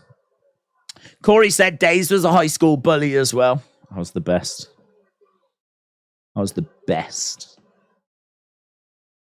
My parents always said, whatever you throw yourself into, make sure you are the best at it. And I really, really took those words to heart. So when it came to bullying, I really did put that effort in. I really put in that shift. I put in that grind. All to make my parents proud. Right, we've gone to commercial break. That's facts. We've already seen Cody do the unthinkable, says Not Zay. Aaron says, Monday Night Raw, talk to me. That sign, we will Brock you. Oh, I didn't see that. Is that what it said? We will Brock you. Very good. Very good. Days, R.I.P. Cody Rhodes. R.I.P. Cody Rhodes. R.I.P. Mustafa Ali's career. Timothy said, are those recorded boos? They might be sweetening. I can't say that. It's hard to tell because I would imagine the crowd are being very vocal. I would imagine they are booing. As to whether it's that loud or not, I'm not sure. I wouldn't be surprised if they were sweetening. But I reckon, the way you can normally tell is you'll hear like a reaction like that, and then they'll cut to the crowd, and the crowd are like, that's when you know they're doing it. But I didn't see any crowd shots there, so I can't say. But I wouldn't be surprised if the crowd were booing. Jonathan said 3 point. Hello, what's going on? People putting in 1/3 scores. What's going on? We're nowhere near halftime. Still 23 minutes to go. You crazy cats. All we've got lately is stare-offs, attacks for no reason, wash, rinse, repeat, promos. WWE is on autopilot. Tell me that should not have been something by... No, I'll call you out. Tell me there should not have been something by now. I'll call you out, said Hated Badass. What do you mean, buds? What do you mean? Should have been something by now of what? Just like something of substance. I mean, to be honest, I think they're trying to create some, aren't they? Basically, Cody's been attacked. They've planted a bit of a seed of, is Cody going to make it? Cody then comes out to show that I'm still going to make it. Now he's been attacked again. So now we're back to, is he going to make it? I reckon by the time we get to the end of the show, he'll make it, which will make the whole thing tonight just completely irrelevant. So we'll see. We'll see what we get. Remember when Brock stole the Money in the Bank from Ali when he was on top of the ladder? There's a rich history there. Justin said, they sure do love presenting Cody as a victim. I think it's making him look weak when it keeps happening. That's good. Who accepted the open challenge? Cody. Cody came out. I don't even give this a 5 tonight, and I have been a fan too many years now, says Anna. What do you mean, crazy cats? It's a saying, isn't it? Crazy cats, you crazy cats. Days, do you know if AEW event from the UK will be on TV? They haven't said. I haven't seen them say anything about it, but it's got to be. I can't see any way that they won't record that. I mean, whether it's going to be on like TNT or TBS, or if it's going to be a pay-per-view, I'm not sure. But there is no way that is getting. That's not being recorded, filmed.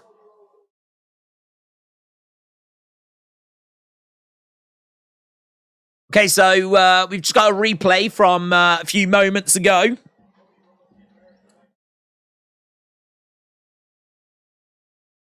The title of this episode of Raw has to be "Get a Life, Kid." Nothing else can be the title of this week's episode. Get a life, kid. So, right, we're back to, is Cody going to make it to Night of Champions?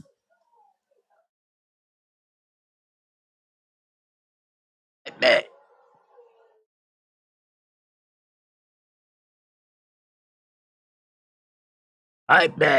Fight me!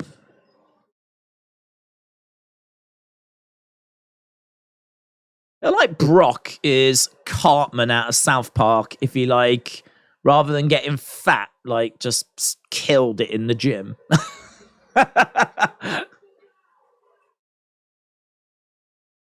This is an alternate universe where Cartman from South Park got hench.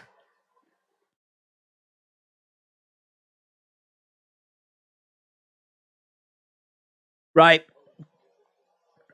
We're back with Corey Graves and Kevin Patrick. Savage Predator. Here's Alpha Academy. Shoosh, please. Right, what's this? What's this match? Why is Maxine still with him? Alpha Academy with Maxine Dupree. I don't get this. Is she with Alpha Academy, or is she still trying to get Otis to join Maximum Male Model? Has she left Maximum Male Models? Maxine Dupree making her way down. She's only interested in Otis. I know that.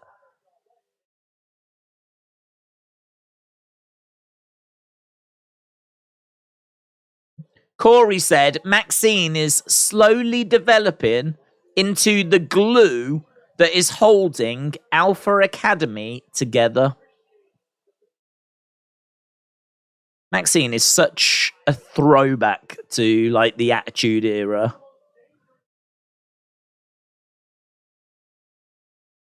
I mean, she's just like their manager. Oh, man. Here's Viking Raiders. Let's see how this goes. Brock really buried Ali with those 4 words. Yeah. I mean, I can only imagine Ali looked at the flipping script and went, What? Why are we doing this? What purpose does this serve? Right, here's Viking Raiders. And the cutie pie that is Valhalla. That's what a real woman looks like, guys. That is what a real woman looks like. Pretty much that's what women turn into when you marry them.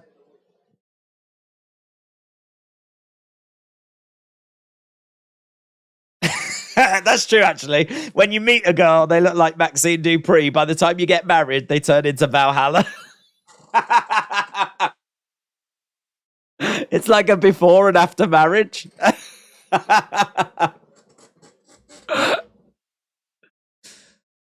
Alpha Academy, Viking Raiders. Corey said he is going to keep us updated with the condition of Cody. Thank you. Thank you. Valhalla looks like the Antler Queen from the Yellow Jackets.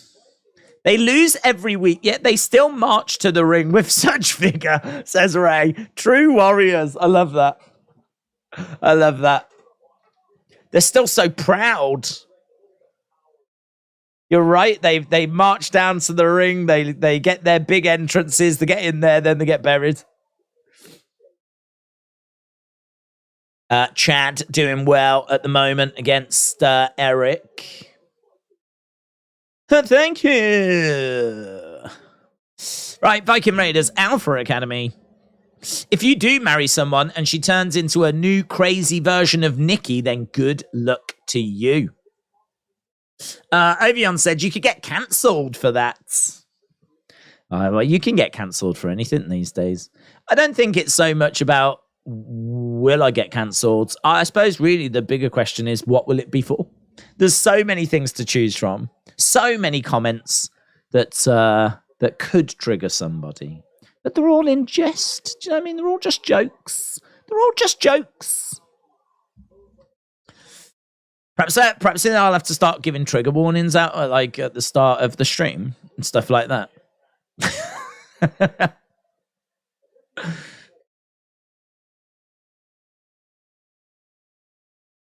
Trying to think, what was that?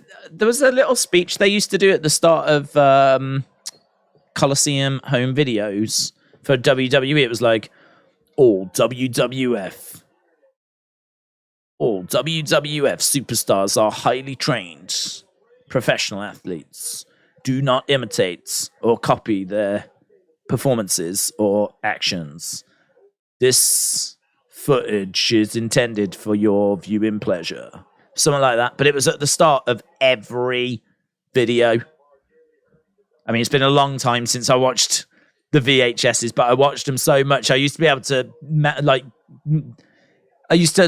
talk along with it.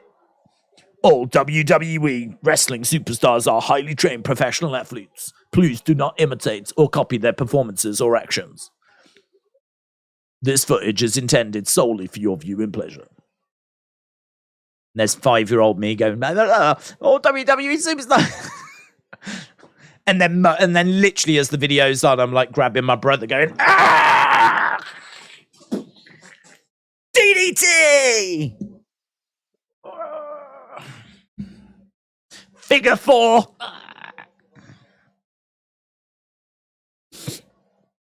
So that didn't work. Chad goes into the corner. Days, what was the first WWF VHS you brought? Mine was WrestleMania 8, says Brian. I think mine was 5, but I didn't get it when it came out. We were not the wealthiest of families. So, we were all right. We had, heating and food. But we didn't have let's go to the shop and buy a brand new videotape kind of money whenever we wanted. That was like a birthday or Christmas thing, So... Otis collides into Eric. Eric goes down. So yeah, we didn't have like that kind of money. So we used to go to car boots. I've said before, love a good car boot. I don't know if you have them in America. I know that you do like flea markets and garage sales. Caterpillar elbow drop by Otis. Oh my God, man. Are we going to bury the Viking Raiders again? I mean, I know Alpha Academy are pretty fun, in all fairness. In a way, these are two credible teams, but Chad trying to deadlift Ivar, Valhalla. Oh, Maxine's come round to Valhalla. Mess her up, Valhalla. Mess her up. Mess her up. Valhalla chasing after Maxine. Maxine screaming, running away to the back. Oh, Ivar just went to the outside. 2, 3. It's a win for Gable. Alpha Academy beats the Viking Raiders.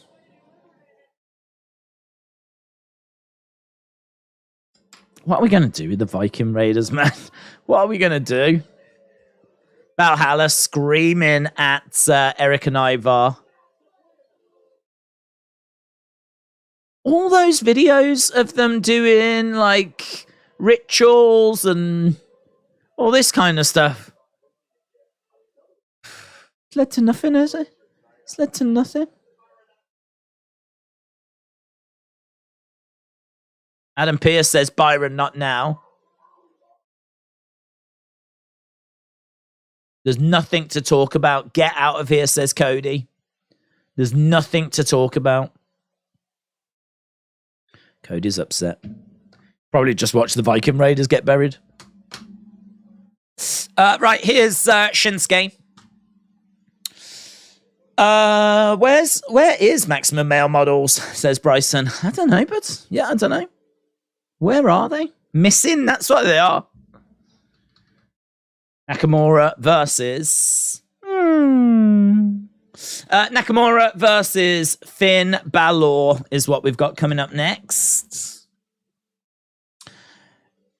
Adam and Cody have a hostile relationship, said Justin.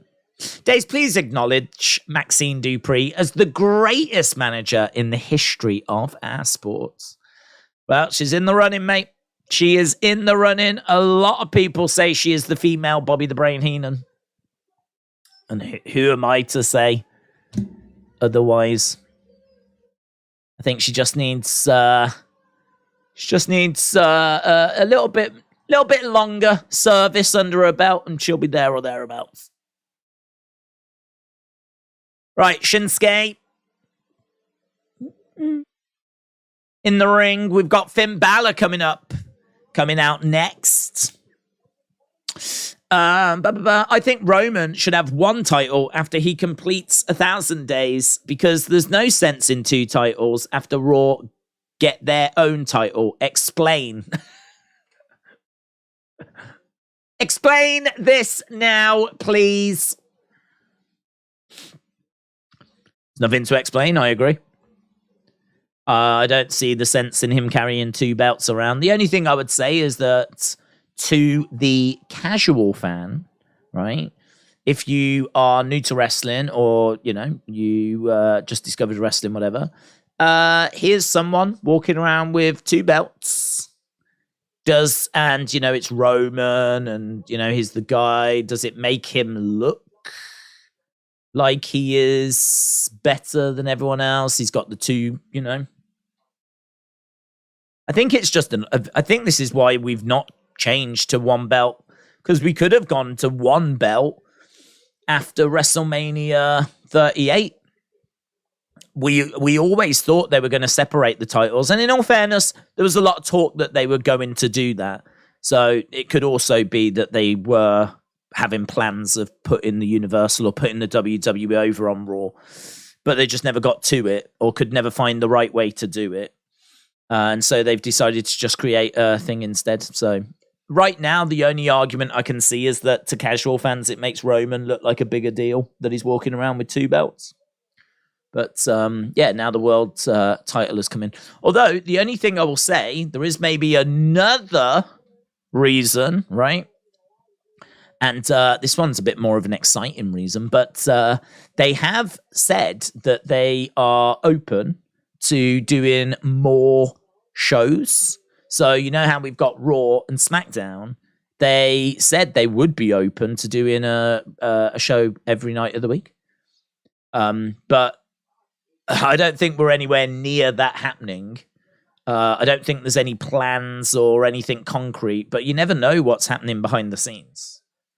I think the fact that AEW have just got a show on a Saturday is interesting. You know, AEW now have got a show on a Wednesday, they've got a show on a Friday, they've got a show on a Saturday. You know, WWE might be looking at this thinking, you know, where's this going? Where's this going? Because, you know, is AEW going to have a show on a Monday or Tuesday or Wednesday? That, like, all of a sudden now WWE are having to look at competition, and they're having to look at, you know, I mean, look at the Wembley ticket sales, the fact that Collision is coming along. WWE will be looking very closely at all of these things. And so the idea that we could get another main roster show might seem crazy because it's so just not where we've been. You know, for the longest time, it's been Raw and SmackDown, and that's it.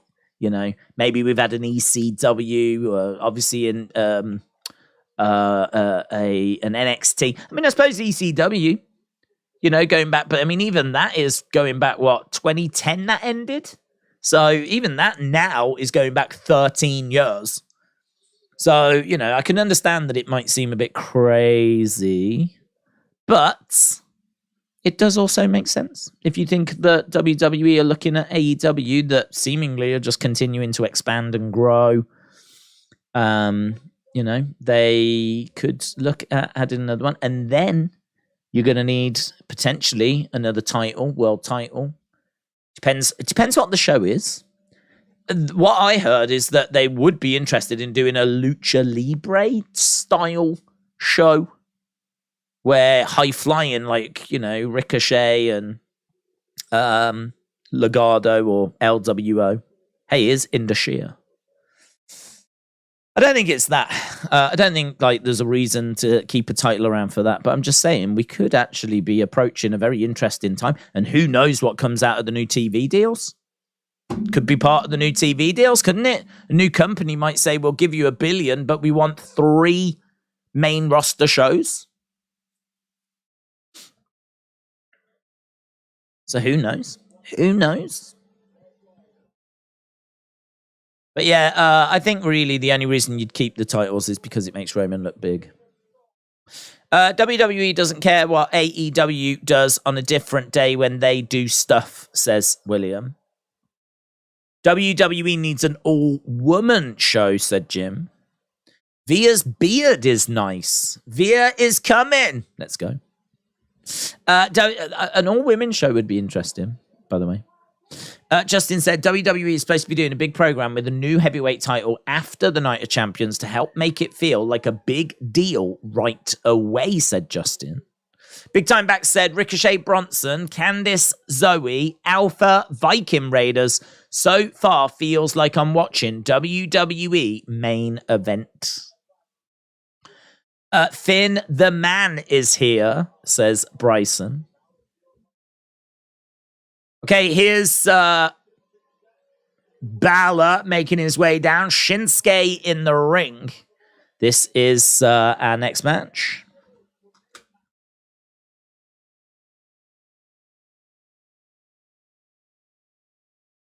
So Corey Graves talking about both of these guys carving out their legacies in Japan prior to coming to WWE.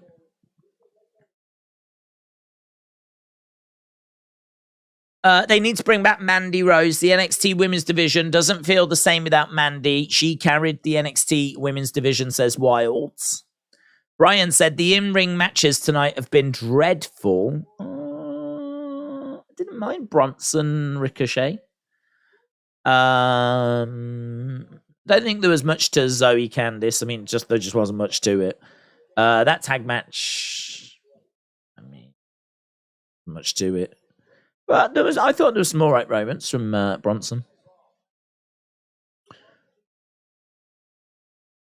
Yeah, I mean, this definitely feels like a weird little show.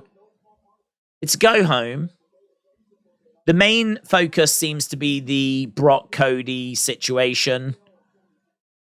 And then we just seem to have a few matches, which, I mean, I don't know. I don't know if these are low-level matches or if this is just where the card is now after the draft, you know?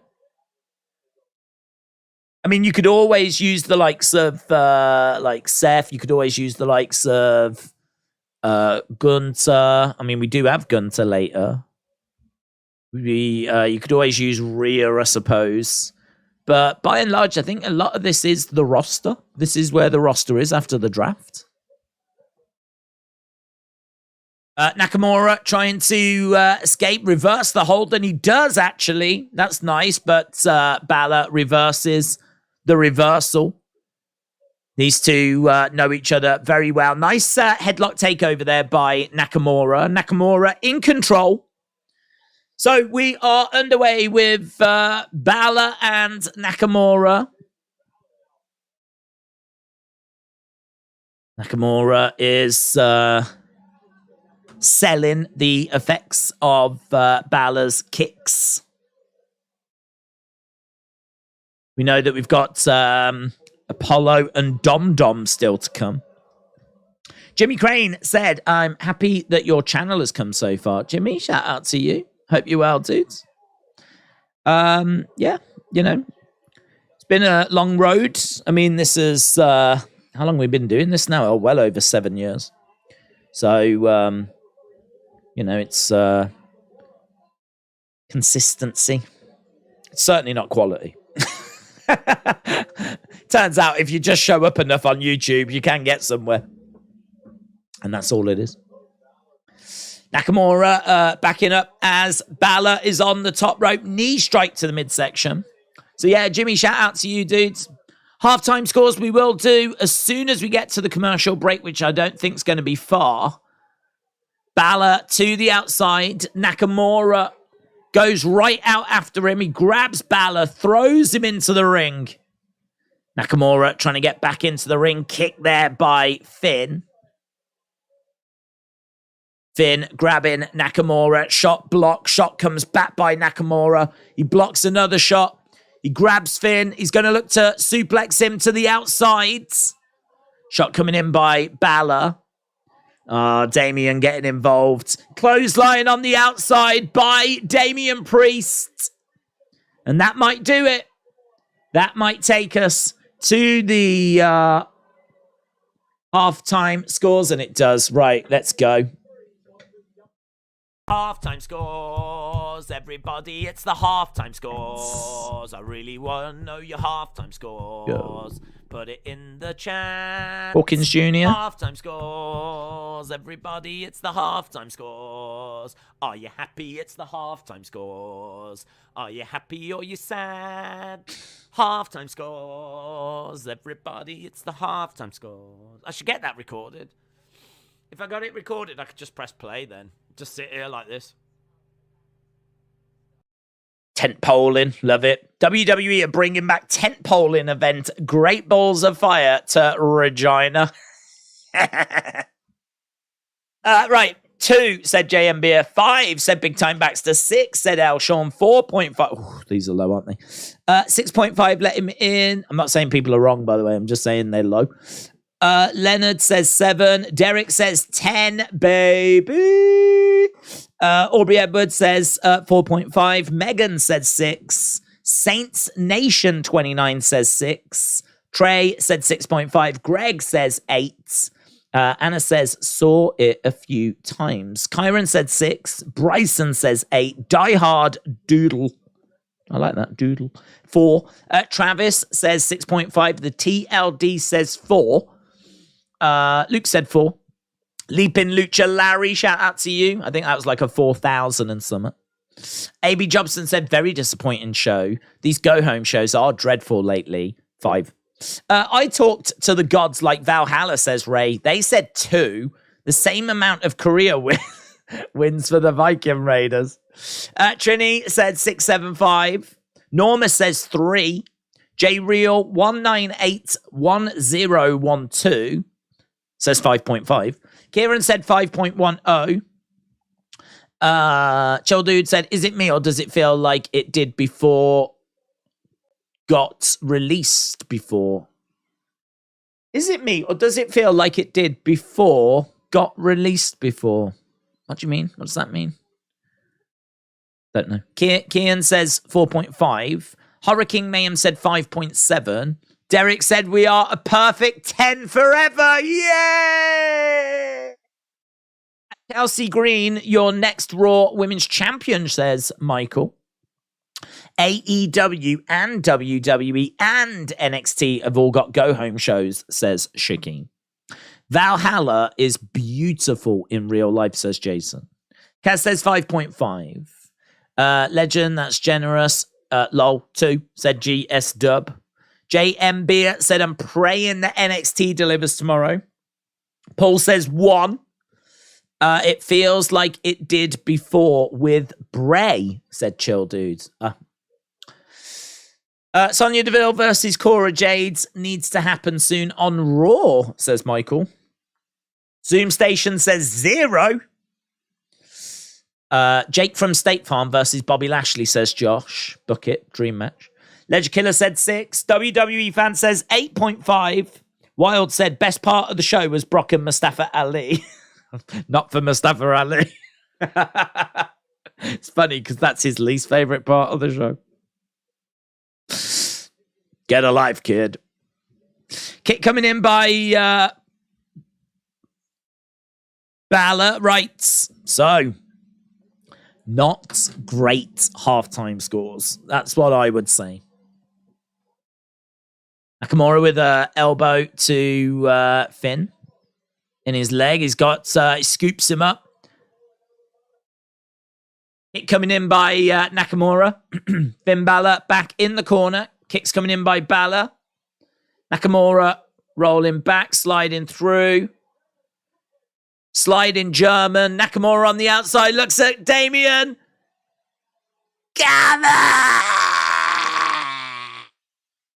Damien does. Nakamura struts away, gets in the ring. Damien chases after him. Nakamura giving the Judgment Day a runaround at the moment. Lovely. Lovely work by Nakamura. 1, 2. Shoulder up by Balor. I gotta say, if that sequence had resulted in a 3 count, that would have been sick. Because he was just one step ahead of both of them there. You know, he'd got the better of Finn with that slide-in German. He went to the outside. He did the come on. Then he ducked under the clothesline, managed to peacock strut away. Damien chased after him, couldn't catch him. Nakamura got back in the ring. Delivered a move on Finn, and then only got a 2 count. But had that been like a 3 and it had been built up to be the finish, that would have been not great for Finn, but it would have been cool for Nakamura. Finn in the corner, all fired up. I think he's going to look for the drop kick. Charging over. I think he was going for that drop kick. Looking to knock Nakamura into the corner. Set him up for the coup de grace. He doesn't though. Nakamura reverses. Nakamura now is looking to set up for the Kinshasa. Here we go. Charges over. Oh, stomp by Balor. Double stomp by Balor. Balor's got Nakamura in position. Finn climbing up. Goes for the coup de grace. Nakamura moves out the way. Knee shot to the back of the head. It wasn't. Oh, it was, I suppose in a way it was a Kinshasa, but it's he couldn't really get all of it. Not bad. Not bad. Some of this stuff is quite nice. Some of this is quite nice. Yeah, crowd are making a bit of noise as well. I feel like the crowd are getting into it. So Nakamura getting back up to his feet. Balor still on his knees. Nakamura is looking for the Kinshasa, but Balor slumps over against the ropes. Damian Priest pulls Finn out the ring. Nakamura is going to the outside, charges over. Kinshasa to Damian Priest. Big shots coming in, knee straight to the midsection by Nakamura. Clothesline, Damian Priest goes into the timekeeper's area. Oh, Balor though. Oh, drop kick to Nakamura, who goes against the barricade. Finn throws Nakamura into the ring. Finn Balor's going to go up top. He's going to look for the coup de grace. Balor connects. 1, 2, 3. Balor wins. Plenty of outside interference, assistance by Damian Priest. At times, it looked like Shinsuke might be that step ahead. Turns out, he was a step behind. Anyway, Balor wins is kayfabe. Michael said Monday Night Raw is fire. Finn Balor wins. El Sean said, gee, a crowd gets excited when excited wrestling happens. Something good happened and the crowd enjoyed it. Finn Balor picking up the win. So he's just celebrating in ring at the moment.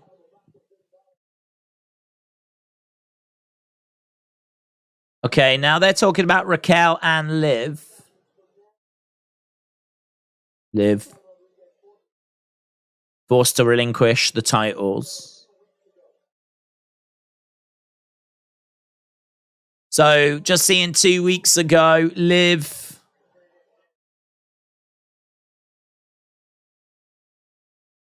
her shoulder, apparently.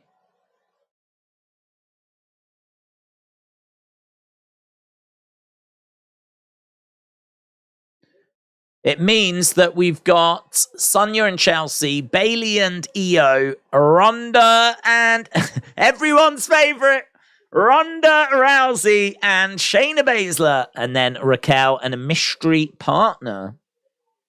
That's got to be Aaliyah, man. That's got to be Aaliyah. Because Raquel and Aaliyah were tag champs before, do you remember? And apparently Aaliyah's ready to return. It's got to be Aaliyah. Anyone other than Aaliyah and this company is a joke. Here's Raquel. Do you remember Aaliyah would come out, she'd pat her on the bum. Pop, pop. That was the best. That was the best. That's when wrestling hit its peak. Is when Aaliyah would come out. And she would pat Raquel on the bum in the entranceway.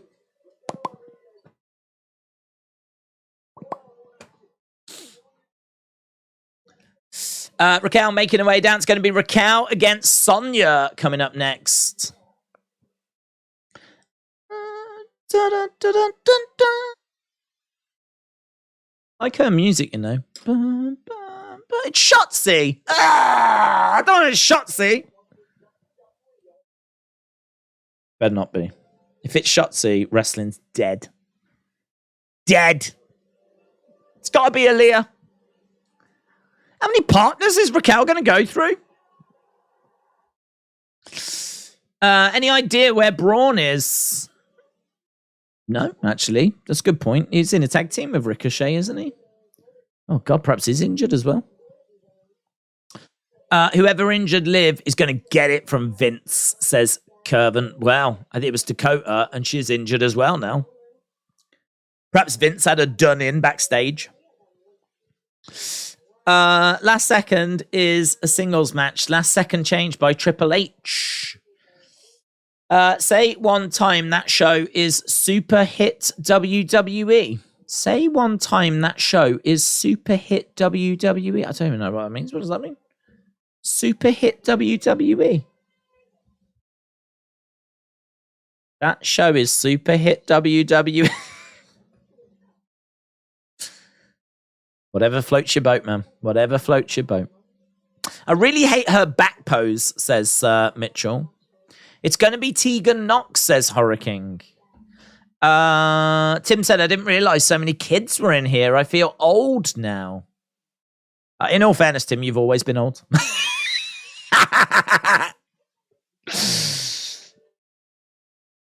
Burn. Do you think Imperium can and will beat Roman and Usos and Solo? I think they can. Do I think they will? I don't think they'll beat Riddle. Do I think Imperium will beat Roman, Usos, and Solo? Well, I mean, like, that's not going to happen, is it? They're all heels.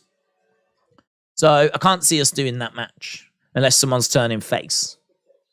So I don't think we need to worry about it. That's my answer. We don't need to worry about it. Do you want to get signed by WWE or AEW? If I was going to be signed, I'd be signed by WWE. But it's the 14-year-olds that are bragging about smoking. Brag away, guys. Smoking is cool. Just like James Dean. And all those people that died at a younger age than they should have because smoking kills. Cool. Things that cut your life expectancy short are cool. Also, I'm being sarcastic. Defcon Eric said, that back, my kryptonite. I love Raquel. Car crashes kill, says Roddy. That is breaking news. Bryson says, do you have a current favorite wrestler now? I do like Gunther.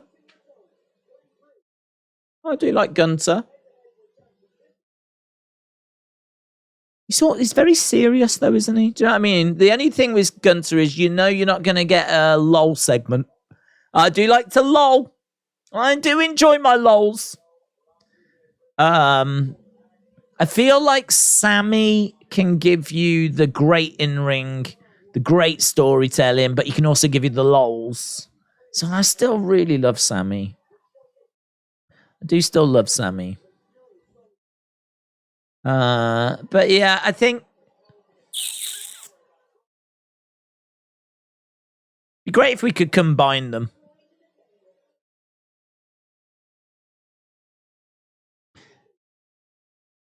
We've just seen a replay of Ronda from last week when she attacked Raquel. Knee strike there by, do you remember that devastating hair lock where Raquel wasn't able to get back to her feet because Ronda had her by the hair. It's the little known move in wrestling, the hair lock. Completely incapacitated Raquel. Here is Chelsea and Sonya DeVille. These two go well together.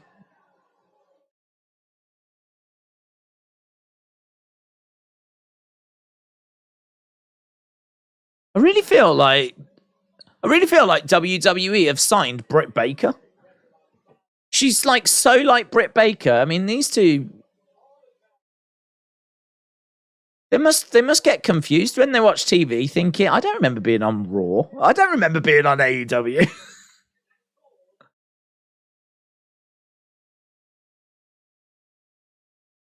They look really similar, and they're both great in-ring competitors. They can both talk. I mean, honestly, if Chelsea started going, it would make sense, wouldn't it? It would make sense. If on AEW... Oh, no. Raquel's glasses just got destroyed. That's heartbreaking. Yeah, if Britt ever gets injured, I'm sure AEW could just give WWE a call and go, look, can we just borrow Chelsea for a week? Just got a slight problem with Britt, and we could use Chelsea, and I don't think anyone would notice. Do you know what I mean? If she came out wearing shades behind Jamie Hayter, seriously, I don't know if anyone would notice.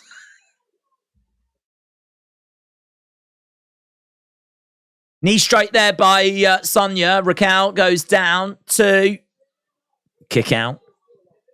Big Time said, I'm 68 years old. People say this channel targets kids. Well, I hope they don't say that.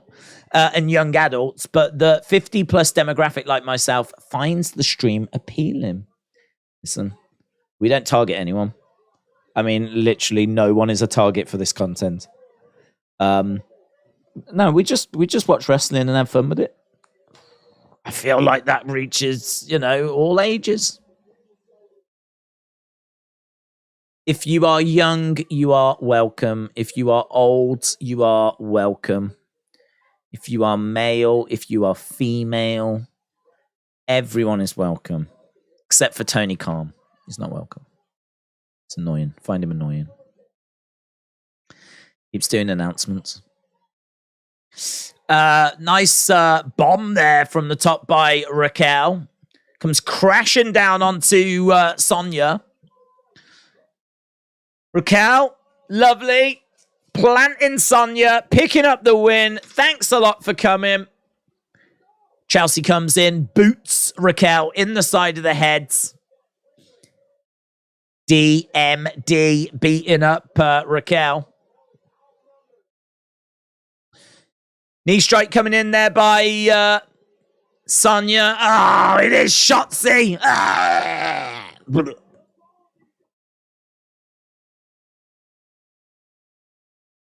Why are we doing Aaliyah dirty? What's going on?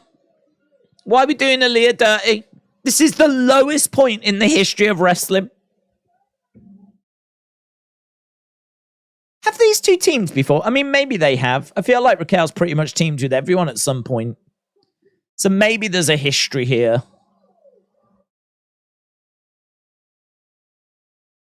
Da, da, da, da, da, da, da, da. Right, Shotzi makes the save. Do you know what'd be funny? Shotzi's made the save, but it actually still turns out that Aaliyah's still going to be her partner next week. I'd enjoy that. I'd enjoy that. Thanks for your help. Thanks for saving me, but I've actually already got a partner. I wanted the bum bum thing. Right, we're backstage with Adam Pearce. I never knew Days was a filthy Shotzi hater. I don't hate Shotzi. I'm not bothered about Shotzi. She doesn't really register with me. So I'm not a hater. I just wanted that to be Aaliyah. I really liked that team. Okay. Becky. You know how the gingers can be. I love that line.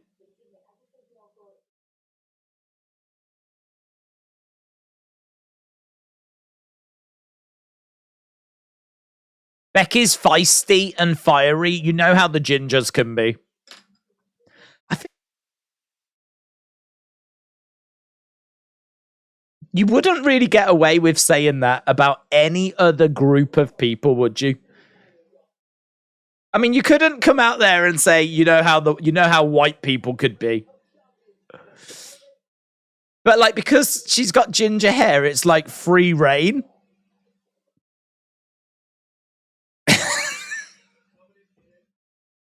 That is gingerist, man. That is gingerist.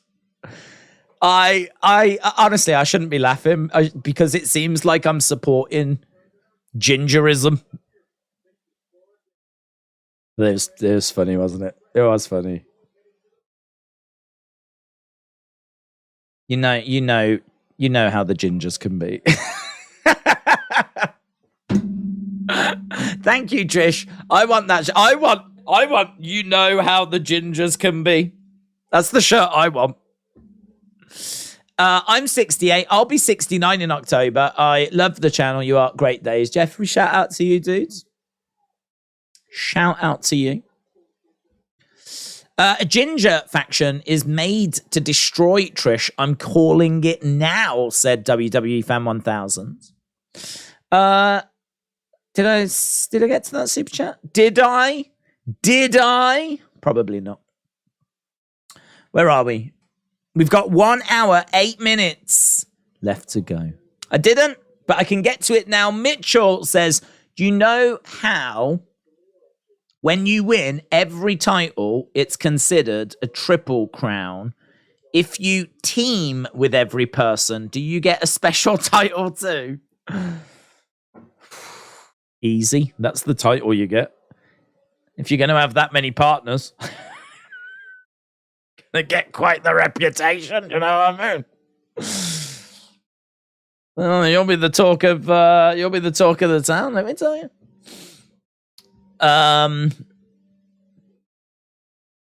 Yeah.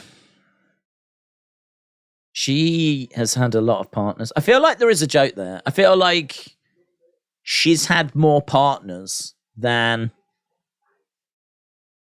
Kim Kardashian. I don't know. Someone that's had lots of... You see, this is where my lack of current celebrity knowledge is going to fail me, unfortunately. So who's had lots of partners? I don't know. Trying to think. I think Kim Kardashian's the best I can come up with.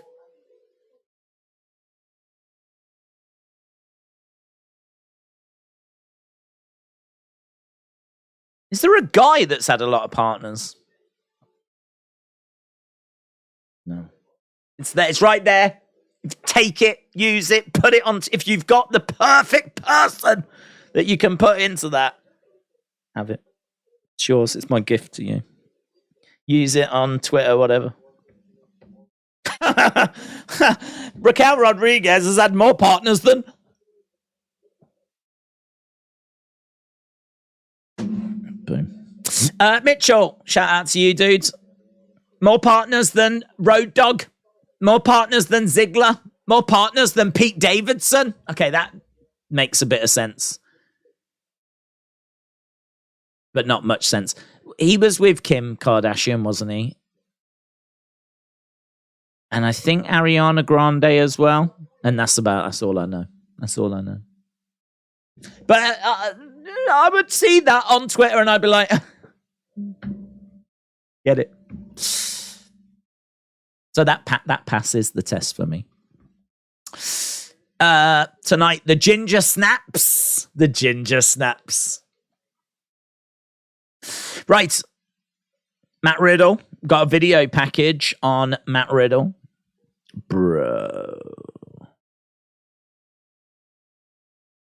So we're seeing Riddle training.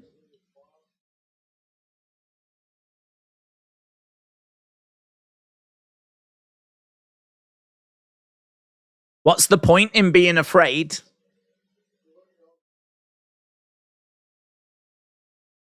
You learn your own strength by challenging the impossible. Riddle rocks sign.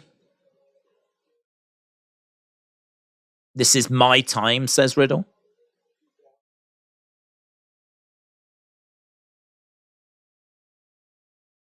If you doubt me, that's a mistake you can't afford to make, Matt Riddle. Struggling a little, isn't he? I mean, in all fairness, he has been out for a long time. So, I mean, he's missed, obviously, a lot of time. He had a nice little spell, I think, once Randy went away. I remember him having that great match with Roman. Then he went into a feud with Seth, which I don't think was that strong, to be honest.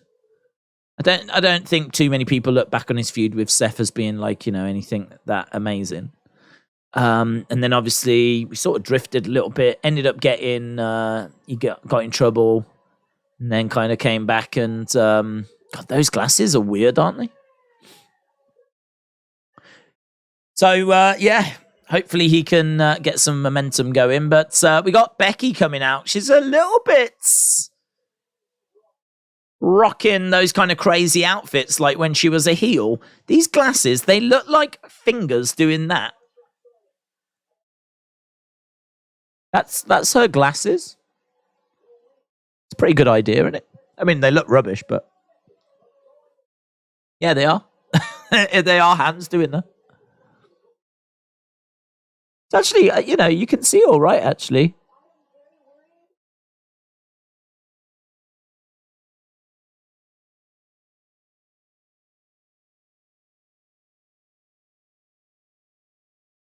It works.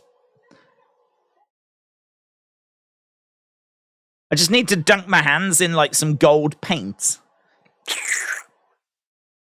Like that. And then, you know, you save money. You don't need to buy them. You just make your own. DIY. They could sell those. They could be like the new Bret Hart glasses. Skeleton hand glasses. Is that what they're called? Mitchell said, I love gold. Breaking news.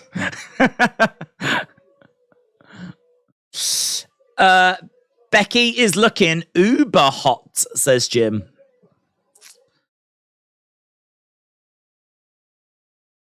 Jim gets excited every time he books a taxi. Days to the Met Gala. Let's go. Whoa, whoa, whoa, whoa, whoa.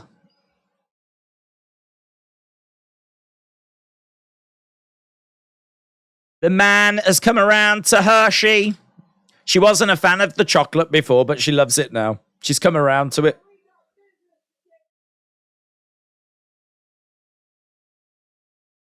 We got business to take care of, so get your ass out here and let's take care of business.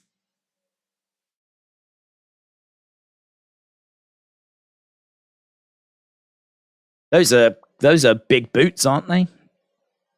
She just clunked and she put them on the table.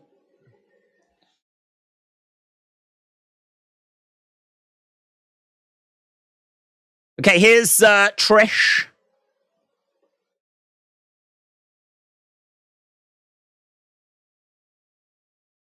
She hasn't got that top on now. She's took the t-shirt off. Decided to let the boobs breathe. God bless you, Trish. God bless you. Trish making her way down to the ring then. Nakamura, Balor won't quit. I'm entering Becky and Seth into a catwalk classic, says Moolah. She's wearing Spice Girls boots. If you want to be my lover. Trish looking really good.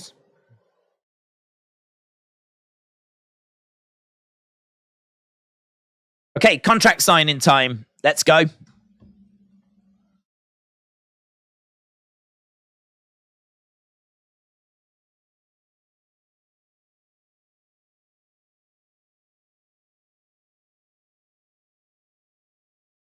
You weren't that eager to come back to Raw after I kicked your head off, though, was you? Becky's not saying anything. Or is in the ring. This is my first contract signing? What, she's never signed a contract? What?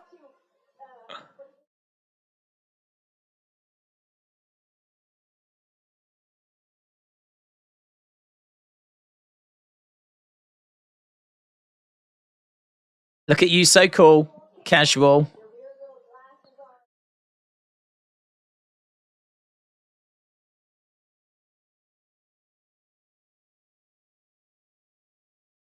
Do you know why you've had so many contract signings, Becky? Because of me. Because of the work I did.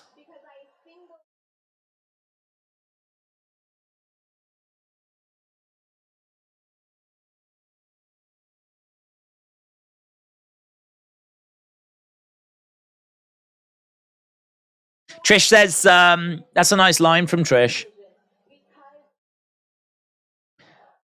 So Trish says, you can leave doing your Irish jigs in some dump of a restaurant. Come back to wrestling because of me. So she's really hammering her importance.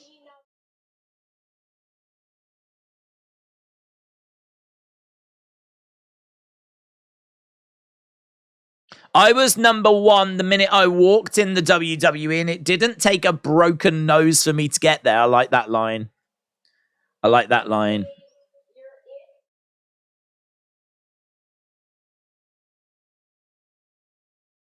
What happens when I beat you at Night of Champion? Night of Champion?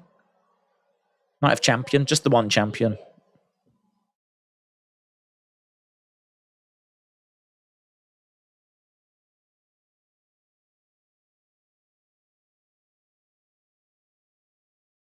Well, you have to go through your stuff again. I've got you figured out. I can see your weak spot. Your biggest problem is you.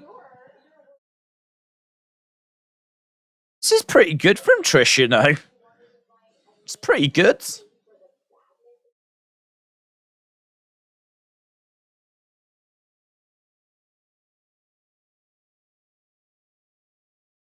I mean, she's saying some stuff. She's not saying anything revolutionary, but there's some nice lines in there, and she's really, like, directing it at Becky.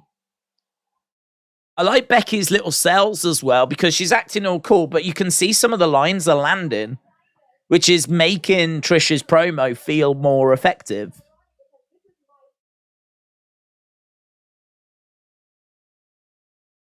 This is my first contract signing, but it's going to be your last. Big Time takes her glasses off.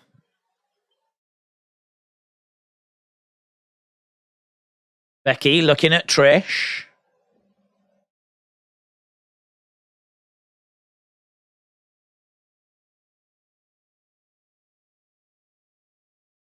Few Becky chants, that's getting on Trish's nerves.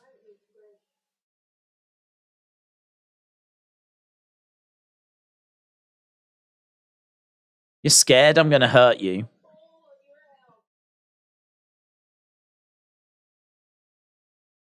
You're scared of something bigger. You're scared history is forgetting you. That's a great line. That's a great line.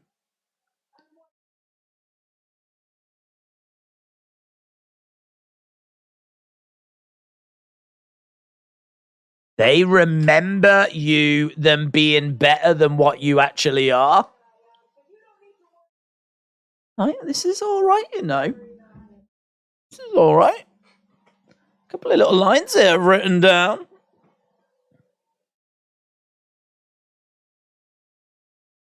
You want your flowers?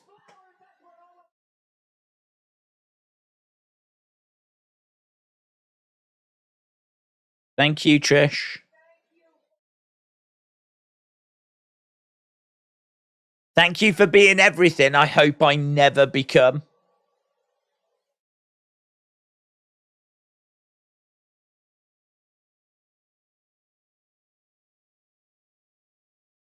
You're cold, I'm hot. She tries a little rhyme. She tries a little Dusty. She tries a little superstar Billy Graham.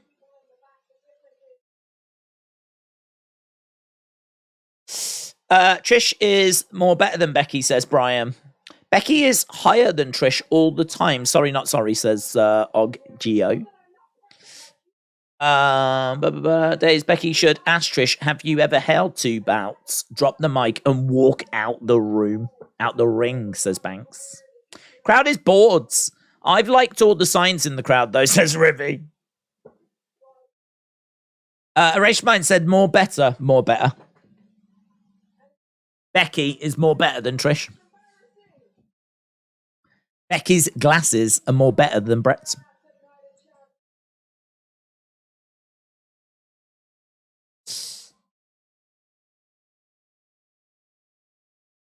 Welcome to the big time B words. Trish flips the table. Becky was able to get out the way.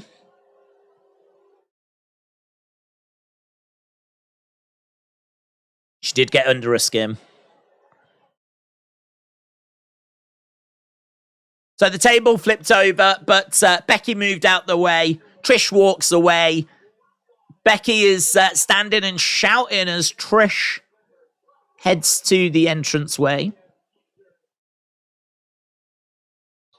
Welcome to the big time. Beep.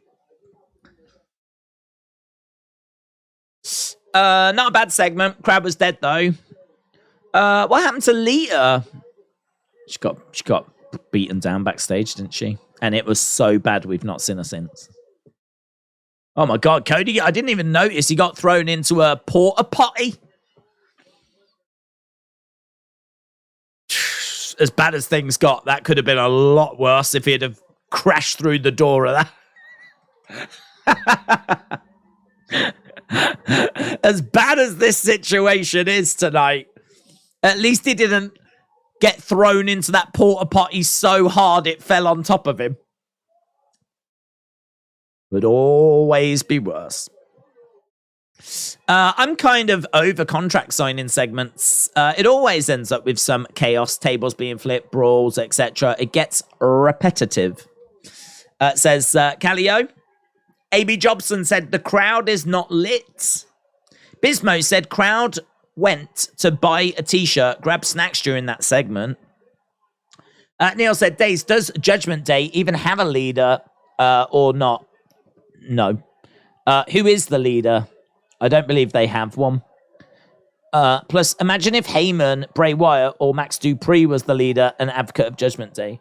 We have touched on this subject before. So I think last year when Edge was kicked out of the group, the next show they did a little promo where they basically said, you know, Edge was a liar, he was a fraud, he kept telling them to not follow, to be like their own leaders. Yet he was the leader of the Judgment Day. So he was saying, don't follow, be a leader yourself. Yet they were meant to follow him. So they were like, you know, he was a contradiction. He was lying to us. And so this is part of the reason why they attacked him, or the reason they gave.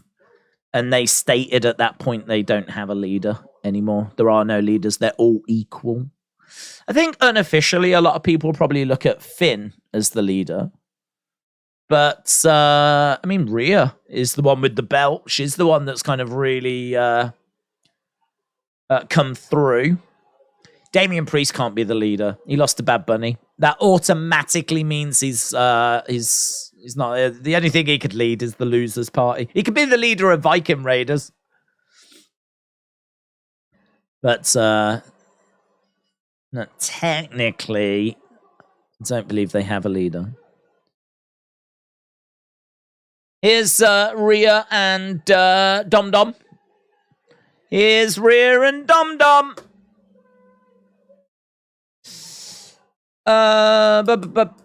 QR code in the background said Lister Jericho. I didn't see it. There's maybe a chance that there are QR codes in the boxes, in the crates, which they genuinely do use to scan so that they know what's in the boxes before they have to like unpack them and everything. So it depends how clear and big and obvious it was. If it was like in a crate or on a crate, it was probably just one they genuinely use.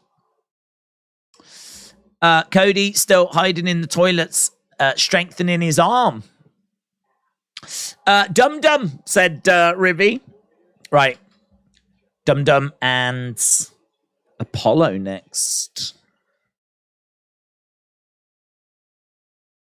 Apollo! Here come QR codes. Okay, well, let's have a little look, see what Twitter's saying about this. I didn't see it, but we'll have a little look. My initial thought is it's probably just one that's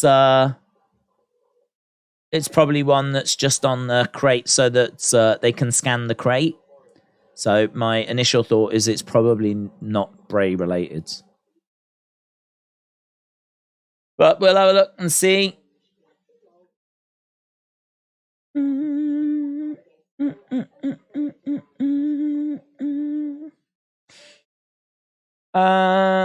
There's one here that says, I saw a QR code behind a crate, tried to scan it, but it's probably nothing.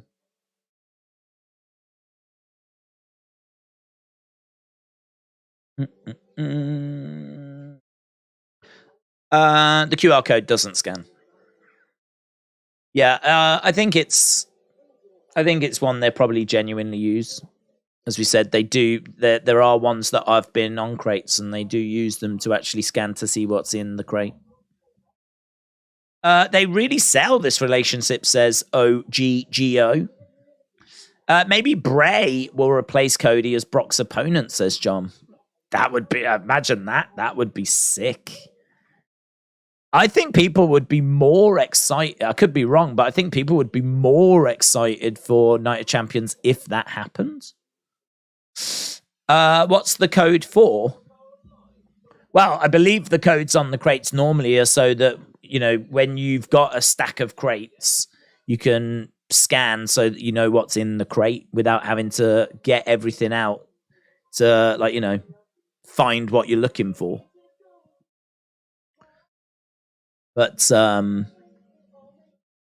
don't think no one on Twitter is saying, oh, I've scanned it, it's led to this kind of a thing, you know?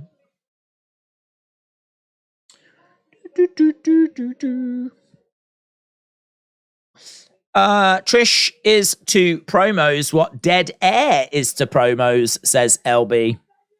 Zoom Station said Trish will have to cover her girls in Saudi Arabia.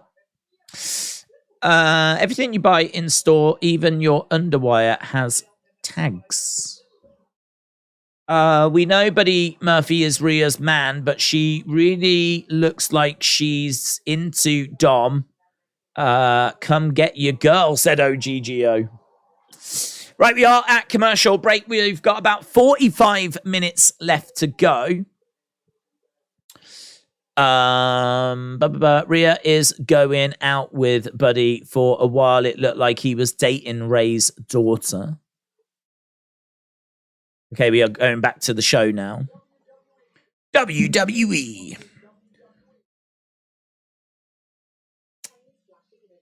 Okay, Dom Dom versus Apollo. Dream match.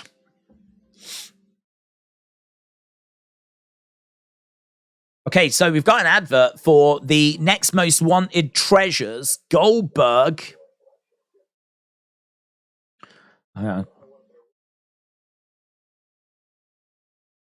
So it looks like we're looking specifically at Goldberg and items from his career.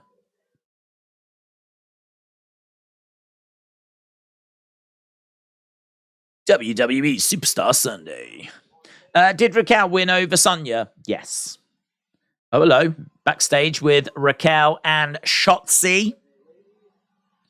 This is where she's going to say, I can't be your partner because I'm partnering with Aaliyah. Let's go. Let's go. You have no idea how much respect I've got for Raquel. I've got your back anytime. Thank you. And I've got yours. Looks like I found my new tag partner. Okay, well, she's hugging Shotzi. I was just waiting for her to say, I think I found my new tag partner. It's Aaliyah. But she's just walked off with Shotzi. She's saving that reveal for next week. I'm not losing hope. Apollo! Buddy Murphy versus Aleister Black with some awesome matches. Disappointed they're on the same side now, said Justin. Mitchell said it's just Aaliyah, but with green hair. Ah, I can see it now. Nice. Well, I hope we get the old, yeah. That's how we'll know. Here's Apollo. He came out like Hillbilly Jim.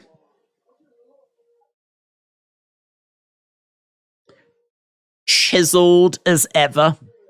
Apollo in the ring. Am I the only one who likes Shotzi? It's a lonely island, said Stand and Fight. I think Shotzi's fine.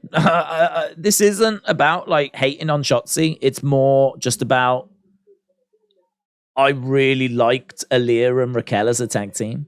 I think Aaliyah, I've said before, Aaliyah to me is someone that I think she genuinely comes across as I can't believe I'm here. I just cannot believe this is happening for me, which is annoying, right? To be honest, it is annoying at first, but with her, she's still in that sort of phase because she didn't really get much of a run in NXT.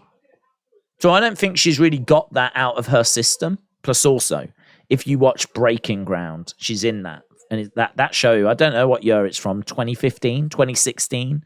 And Aaliyah's in that show. She is horrific. She is so bad.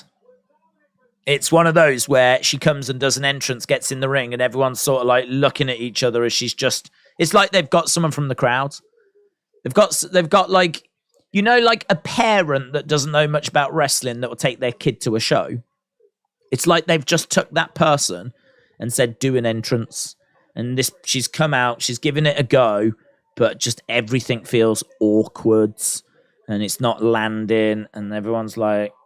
And I remember watching that and it being like a moment that you go, she ain't going to make it. And then you fast forward several years and here she is on Raw. So the development is insane.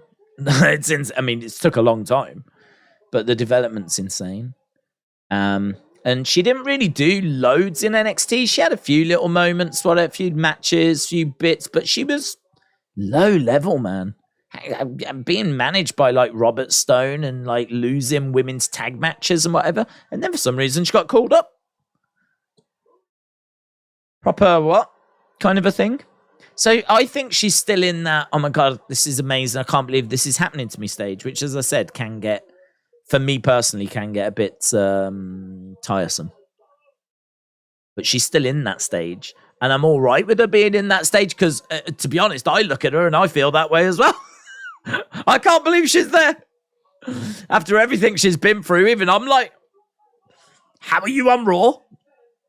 You was awful. You used to be awful. A lot of people probably still think you're awful now. Do you remember she got so nervous in her first match on Raw, she threw up? Do you remember her throwing up in the ring? She like, I believe it was nerves. So, yeah, I got a soft spot for her at the moment. And I thought her and Raquel as a team, I thought they did really well. You've got the girl that can't believe she's here and she's all excited. She's just a little ball of energy. And then you've got Raquel, who's like the monster, backing her up. It's a nice dynamic. It's a nice chemistry. And then they flipping won the women's tag title tournament, didn't they? Beat Damage Control in the final. Was that the end of last year? And don't forget the little... Crowd making a bit of noise on this one. AB Jobson said, I just discovered 5 and Below last month. Dominic going against the ropes. Going for a 619. Didn't get it. Clothesline. Dom goes down. Might be going to commercial break. We're on the outsides. Here's Rippers standing in the way of Dom. Apollo manages to pivot past Rippers. Dom hurling Apollo into the ring steps. Oh, Rippers pushing Apollo into the ring post. Woo! Swinging the belt around. We're counting away. 4, 5. Dominic goes over to the corner. Puts his arms in the air. He's counting away. Oh, Apollo. Apollo breaks the count, but a frog splash. Nice. He got some good distance on that, Dom. 1, 2, 3. Ah!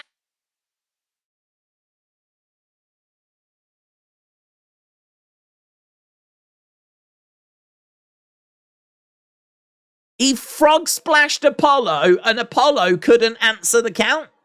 I mean, granted, Apollo had also been pushed into a ring post. Look at that. That is over halfway across the ring. Fair play to Dominic. Dominic gets a win. Thanks to Rhea Rippers. The greatest heel of our time, said Justin. So Apollo is 3 weeks away from going back to NXT, said Stone. Yeah. Right, we've seen a video package on AJ. Did you see that Liv might need surgery for her injury? I would have turned her heel when she comes back, says Michael.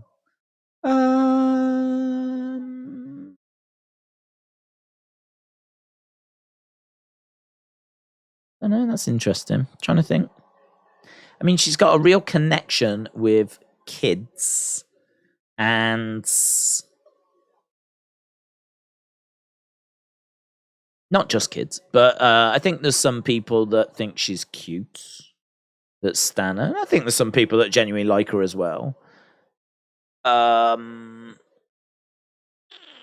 Would you turn her heel? Because she'd be turning her back on all of those people, and that feels like her fan base feels quite big. I mean, I'm judging that on Twitter, really. You know, if you go on Twitter and say something bad about Sasha, you're going to get killed. I feel like that might be true of Liv as well. If you go on Twitter and like, oh, God, Liv is so garbage. If you went on Twitter and went, oh, God, Liv's so garbage. Flipping taking a spot away from a good wrestler, an actual wrestler. If you used to do that, you'd get some interesting responses, let me tell you. I don't know. I feel like her fan base is good size. I don't know. I'll throw that out to the chat. What do people think? Should she turn heel when she comes back? Or should she stay face? Tim said, Liv doesn't have fans, so you're good. I've got to say, I think you're wrong. We can debate what they're fans of. But there's definitely Liv. Well, maybe you're right. Perhaps they're not fans. Perhaps they're stans. Is there a difference? I don't know if there's a difference. I'm a Liv fan, said Justin. There we go. There's one. Are you a fan or a stan? Fan or stan? What do you identify as, please? What's your identity? Fan or stan? I'm never wrong, says Tim. That's breaking news. That is breaking news. Never wrong. If you talk bad about Liv and Sasha, summer happens to you, said that is true. You have to like double check the door is locked. You have to sleep like that. Just in case someone breaks in. I like Liv. You talk bad about them and you disappear, says Samuel. You talk bad about them and then you disappear. I'm a fan. I'm a Liv fan and you only live once, said Bryson. Days, do you like fly fishing? I've never done it. I've never been fishing. I remember when I was young, my granddad took my cousin. My cousin is about 6 years older than me. So he was of a better age, to be honest, at the time. My granddad would have took me, but I don't think he knew I would have been interested. But I would have gone. Would have been fun to have gone with my granddad and my cousin fishing. Sadly, my granddad's no longer with us. But yeah, I mean, no one in my other than my granddad, no one in my family does fishing. So it's just it's been one of those things I've never done. But I would probably do it. I'd throw the fish back, but yeah,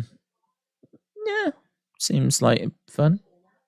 Probably not for the fish. Probably stressful for the fish, but you know. Liv reminds me of Harley Quinn, says Kervin. Fish don't fly, says Marty. Liv is cute, said Amy Jobson. Liv is mid. I feel like this conversation's gone in a direction I wasn't like trying to take it.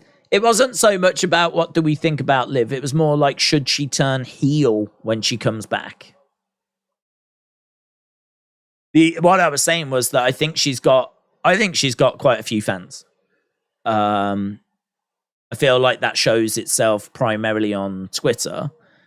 And, well, I'm sure it shows on other social medias, but it's Twitter that I've seen it. And I don't know if she would turn her back on that. Or if it would be a good idea to turn her back on that. Interesting one. You could do it, try it. But as I said, I really think that if you... I said earlier in the stream, and I've said many times before, I think turning face, turning heel is a big deal. I think if you're going to do it, you should only do it a few times in your career. So if you was going to turn her, I'd be keeping her heel for the next 5 years at least. So it'd be a big thing if you was to do it. They're just talking about the press conference that's coming up on Friday. We need some strong baby faces, says Mitchell. Michael said they kind of teased turning Liv heel when she was putting people through tables. JB said women's division is lacking a super heel. Rhea isn't getting the job done, and she can't get heat with can't even get heat with Dom by her side. That's an interesting point. Here's Seth again.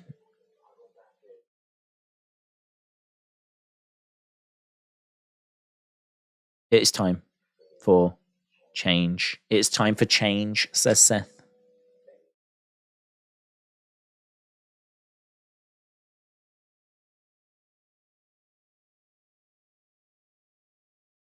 He said, I was never penned to be the guy, so I had to work harder to take that spot.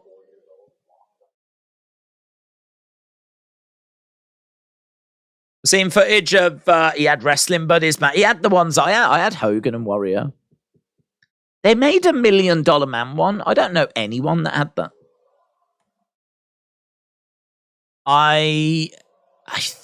Did I have Jake the Snake? They were brilliant, man. They were brilliant. I don't know why they don't make them now. They tried to bring them back, but they were much smaller and they just weren't as good. I remember being like a wrestling buddy was soft, but still firm. Like it wasn't soft whereby it would lose its shape. It was always held its shape. And it was a decent size. I mean, it was to the point of if you was a kid, you could like, you know, do wrestling moves on them. They were, you know, you probably would have wanted them a little bigger, to be honest, but you know, they were passable. You could clothesline them, you could choke slam them, you could suplex them, you could curb stomp them. You know, you could do those kinds of things. But then they brought out some new ones that were like even smaller. I mean, I appreciate I've grown since I was a kid, but even by comparison, they seemed significantly smaller. Perhaps it's one of those back in the day, you know, things were just cheaper. So, you know, you could charge, I don't know, $20, $25. I have no idea how much they were. I never got mine brand new car boot jobs again.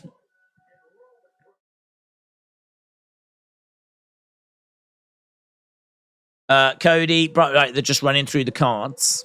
Did you see the report that management isn't high on Seth as new world champion? Did you see reports management isn't high on Seth as new world champion? There's conflicting reports in there. I mean, I've seen reports saying that Seth's bang on for it. Now there's reports saying that he's not bang on for it. So I don't know. I mean, I don't think that Seth is nailed on for it this weekend, but I've got him as favourite to win it. I've predicted that he'll win it. We'll see. So they're just running through the cards. We got less than half an hour to go. And it is time now for our main event of the evening. Main event of the evening.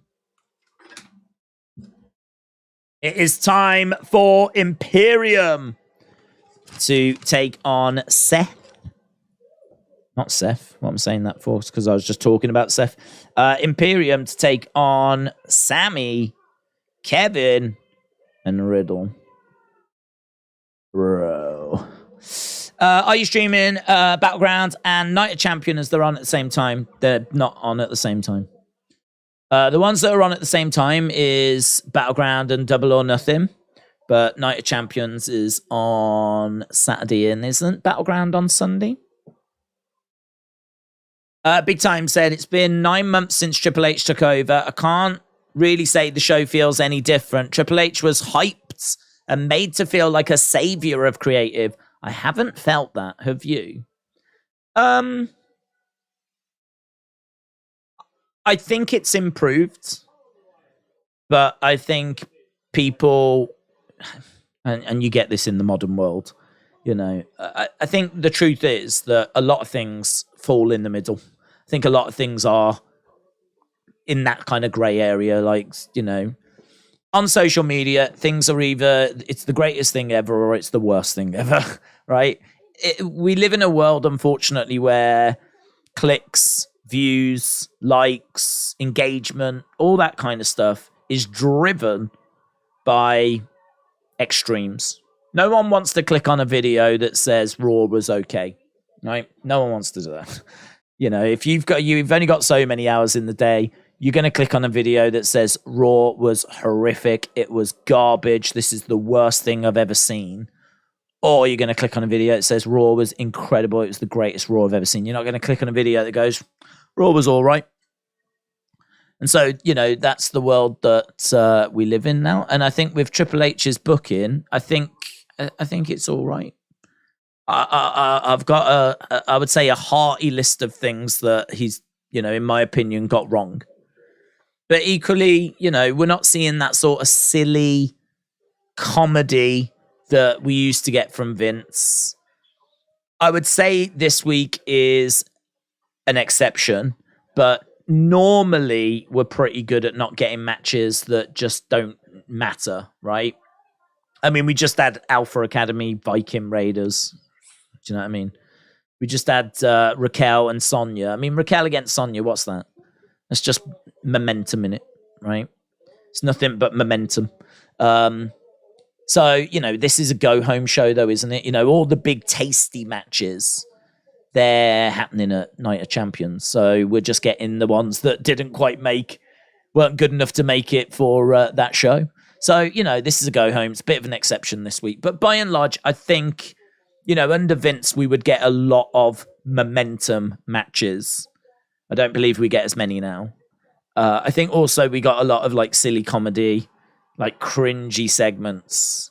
We don't get as many as those now. I mean, certainly, I'm not saying every segment hits, but, you know, back in the day when Vince was in charge of it, there would be segments on a consistent basis that you would think to yourself, I really hope someone doesn't walk in the room right now. If someone catches me watching this, I don't want to have to explain why I enjoy wrestling. Whereas, like, I don't think we get those kind of things now. I think he's working hard to make the mid-card bouts feel important. I think he's working hard to try and make sure that people aren't just sat in catering. I mean, under Vince, you know, people could just sit in catering for months and months and months. Look at T-Bar. Look at Slapjack. Look at Mace and, you know, loads. Look at Dana Brooke. Whereas, you know, under Triple H, I think he's trying to get as many onto TV as possible, find different ways of using people. So, I mean, again, you know, it's not a revolution. It's been an evolution. Money in the Bank qualifying matches next week. It's exciting. So yeah, I think it's a mixed bag.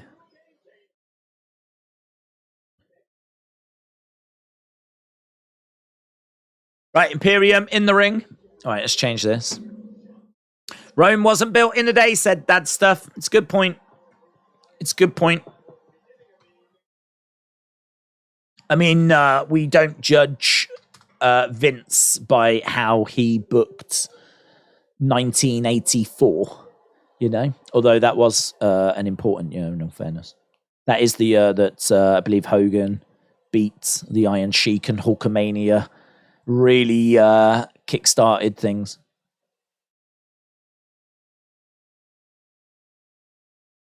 But that's where we are in the timeline of things, so it is true.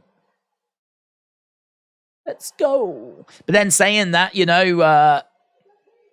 Vince inherited, I think, Bob Backlund as champion. And, quickly made the decision to put the belt onto the Iron Sheik so we could get it onto Hulk Hogan. Because Iron Sheik wasn't champ for long. He was a transitional champion. You can't have Hogan beat Bob Backlund. So he had to beat a heel. So Bob loses it to Iron Sheik. Iron Sheik loses to Hogan. Different here because obviously Triple H has inherited Roman Reigns as champion.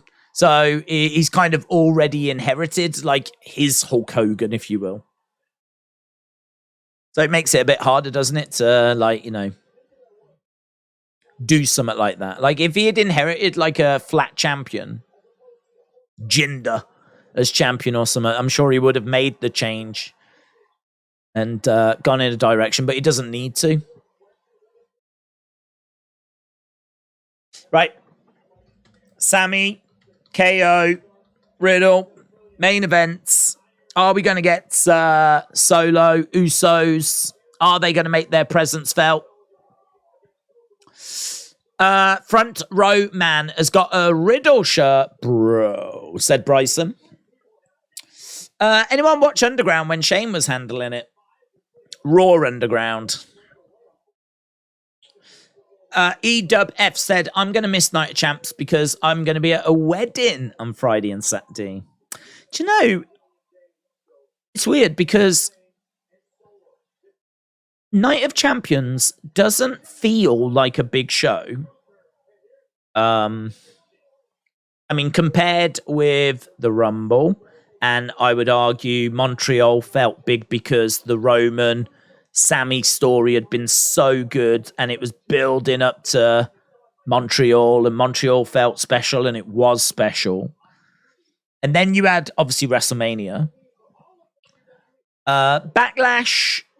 Yeah, Backlash, I don't know. Backlash was a bit weird. I mean, that was the first Cody Brock match. It was in Puerto Rico. I mean, Bad Bunny obviously didn't do anything for me, but I know he's very popular. I'm sure it did bring eyes to the product, whatever. That show, I must admit, when I was watching it, like going into it, I wasn't sure. When I was watching it, felt they did a good job actually of trying to make it feel big. But I think like as I was watching it, it's like, yeah, there's not much here that's like significant. Don't think we saw any titles change, for example. And yeah, I mean, it was one of those where it was a fun Saturday night, but it's not anything that's going to change the direction of WWE. This one doesn't feel that big, to be honest, compared to, as I've just given the examples of Rumble, Montreal, obviously WrestleMania. But it has, there's a few things that could go down at Night of Champions. For example, we're going to get a new world champion crowned. I mean, that's a big deal. And I think that has got people's attention. So I think the card itself might not be the most exciting cards because Cody Brock is a rematch. I've already seen it once. This is a rematch. Then, I mean, Asuka against Bianca is a rematch from WrestleMania. We've got, what else we got? Gunther against Mustafa Ali. I mean, Mustafa Ali's just been told to go get a life, right? So, and I really don't see Gunther losing the Intercontinental title. Could be wrong, but I don't think it's happening. I think Mustafa Ali is going because of where the show is being held, and that's it. Basically, he is the Zelina Vega of this show. And Zelina Vega didn't win against Rhea Ripley. So I think that I feel like Gunther's going to retain. We've got a few rematches. But then, like, you do look at that World Championship match and you go, yeah, well, we're going to get a new World Champ. That's big. And I also think, are they really going to have Asuka lose again? Like, I've predicted they will, just because are we really going to, like, take the title off Bianca now? I don't know. I don't know that we're going to do that. I don't know that. I mean, I'm a massive fan of Asuka. I would be totally down if we did. But the build for this has felt just as flat as the build for WrestleMania. And what I said for the WrestleMania prediction was this build has not felt big enough for Bianca to lose the title. If Bianca's title reign, which has been quite long actually, is going to come to an end, it feels like it needs to be in an epic battle and it's been a big feud and everything. We're not getting that. We're just getting Asuka come out and, like, spit in Bianca's face, and that's it. And that's what we got for WrestleMania, and that's what we're getting for Night of Champions. So I sort of look at the build for that and think it still doesn't feel big enough. The build doesn't feel like this is the end of Bianca's title reign. But it could be. It could be that they catch me off guard, you know? Are they really going to have Asuka lose twice? I don't know. I feel like they are, but I'm interested in that match. So and obviously, you know, the Roman solo tag match as well. I think that's quite interesting. So I don't know. I must admit, I don't think this show is doing that great of a job to advertise Night of Champions, but I'm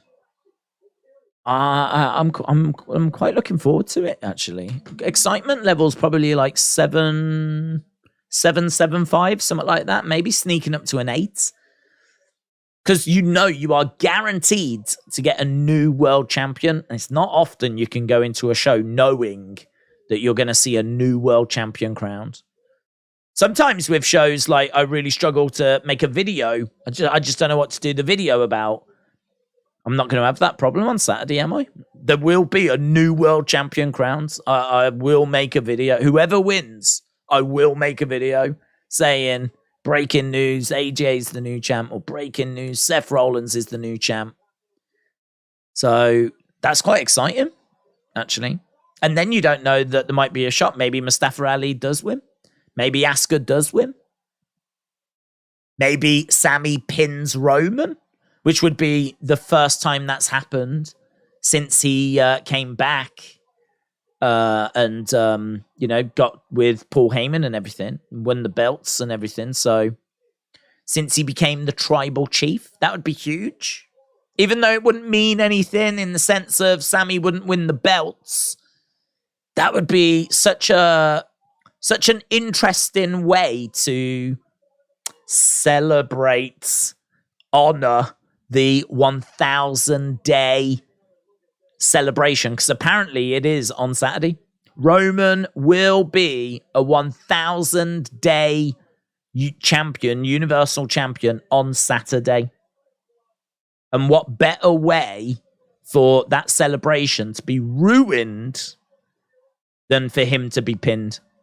So I think there's a great chance that could happen. And that would be a big, big talking point, because we just do not see Roman be pinned.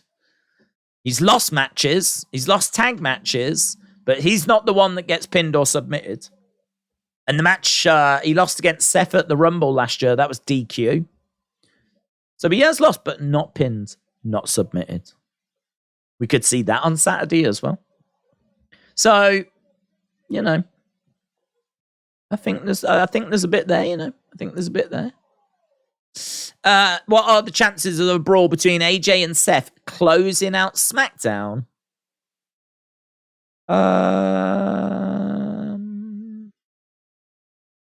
No. They're both faces. So I don't think they're gonna... I think it'll be respectful type, I'll see you there kind of a thing. I think if there's going to be a brawl to close SmackDown, it'll be Roman. Well, it's taped, innit? So it's already happened. So I don't know what's happened. So do I think that Seth AJ will brawl on SmackDown? My answer is no. But you can check to see if I'm right or wrong. And I have not seen anything. My guess would be that, you go with Roman, Solo, Usos, Sami, Kevin, and that you'd go with that. And that would be the one that you go with. But like Seth and AJ, they're both faces. I would think they would go down the respectful shaking hands road of may the best man win type situation. And leave the brawling and the heat for the face and heel matches, which would be the Roman Bloodline one. It would be Cody and Brock. It would be Asuka. And there's pretty much every other match has got a face and a heel apart from that one. So for me, that's the one that doesn't need that kind of a brawl. Plus also it's for a world title. Normally you would do a brawl to sell the bad blood between the two competitors. And honestly, that match doesn't need it because it's for the title. It's for the world title. It's got everything it needs. Someone is leaving as the next world heavyweight champion. Hasib said, would you turn Bianca heel? I feel she's stale as a face. She's been doing the same boring stuff since her debut in NXT. I wouldn't turn her heel, no. I think there's a difference between her being stale and needing to turn her heel. I think that you just need to come up with something new, something creative, some better creative, something different, something fresh for her to do. I think people have just got bored, which is understandable because you're right. They do just keep doing the same thing again and again and again. So let's, try and come up with something new for her. Again, I feel like I keep repeating myself, but for me, turning someone face, turning someone heel is something you should only do a few times in their career. If you do it too many times, it just loses all meaning. And look at Big Show. That was a joke. How many times he was face, how many times he was heel. I think we can agree that title reigns feel more important the less they change hands. So, if a title reign is long, it feels more significant. And then when it finally changes hands, that feels more important. And that's because, it doesn't happen all the time. And that's the exact same thing with turns, heels, face turns. They're not things that you should turn to that quickly or that. They really should be last resorts. It needs to be that we've tried loads of stuff for Bianca. It hasn't worked. What's left? Got to turn a heel. But I don't think we've tried anything. I feel like we've skipped all the other levels. So I would try lots of different things with her first. Try some new stuff and see what sticks. See if anything sticks. And if it doesn't, well then you've always got the nuclear option. Tags being made. Sami coming in. With both Double or Nothing and Battleground on the same night. Are you doing both of them? No, we're doing Battlegrounds. EWF said it was reported that Roman won't lose the belts until September of 2024. Scoop up by Sami Zayn. Driver by Sami. Kick out by Ludwig. Tim said, I wonder what dumb names I can come up with for all of the beer arounds. For all of the beer arounds? The heel is the best part of the bread, says Marty. Right, we've got Ludwig going over the top to the outside. Chop coming in by Gunther. Sami goes down to his knees. Gunther again with a big chop.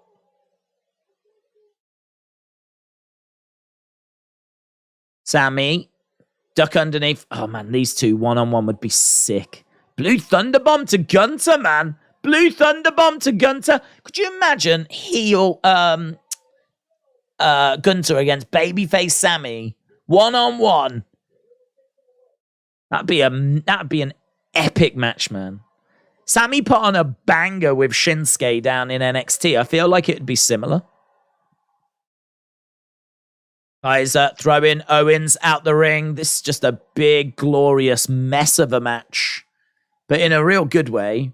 Just like bodies everywhere. He went for the haluva, but Gunther has grabbed a hold of Sami. Is put on a sleeper hold.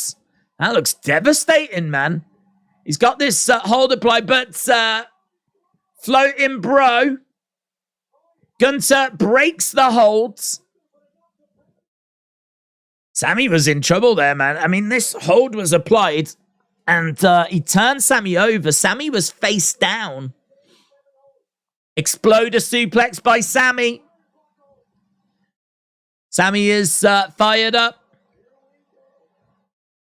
Sami back in the corner, looking to charge over, connect with the haluva, but Gunther holds the leg of Sami. Kick coming in there by Kevin Owens. Gunther getting thrown over the commentary table. Ludwig charging over, gets dumped to the outsides. Against ropes goes Giovanni. Oh, haluva connects!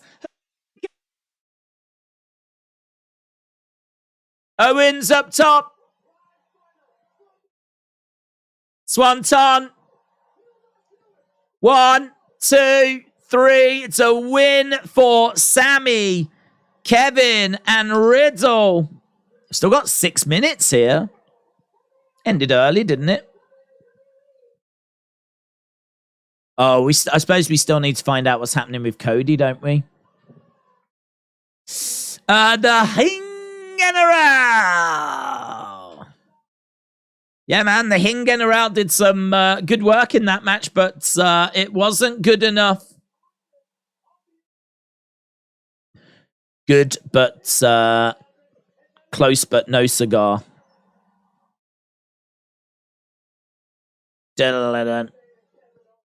So a win for Riddle, Sami, and Kevin. We didn't do everything with Dom when he was a face. They turned him heel because the fans wanted him to turn heel.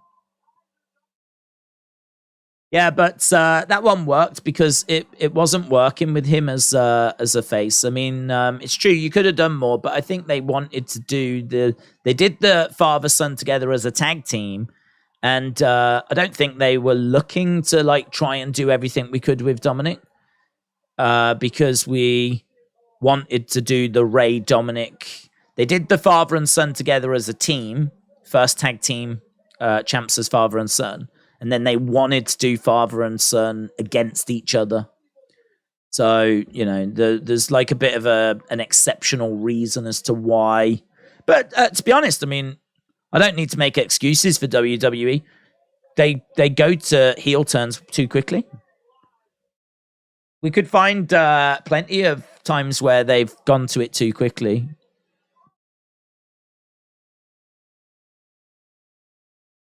These are as says Sami, here's Cody. I don't need any help, says please be Brandy.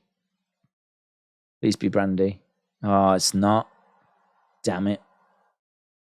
It's Triple H. It's a poor man's Brandy.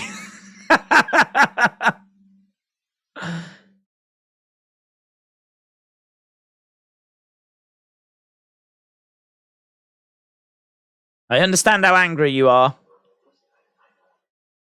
I know what you're trying to do.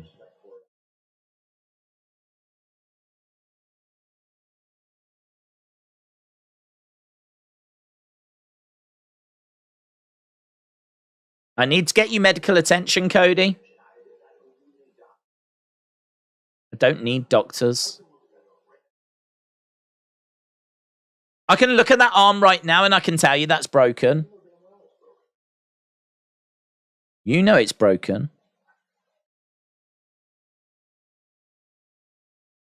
No one's questioning how tough I am.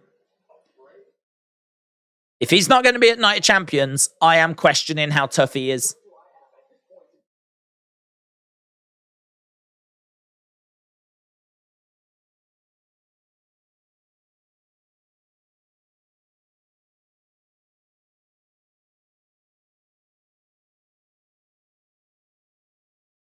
Over an arm. You're not going to let me go to Night of Champions over an arm. This isn't about how tough you are, Cody.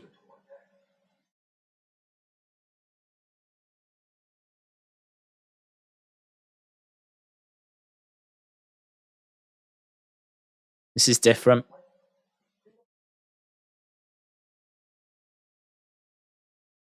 This is a really good way to end this episode, by the way.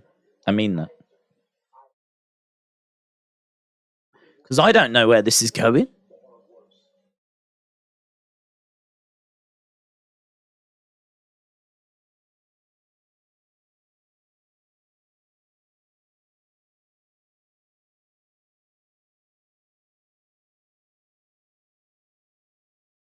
What would you do? What have you done? You fought. And that's what I'm going to do. I'm going to Night of Champions to fight. I'm going to Night of Champions to fight Brock Lesnar, says Cody. Triple H sits down.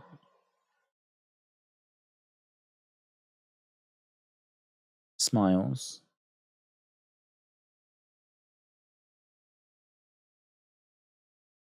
Okay.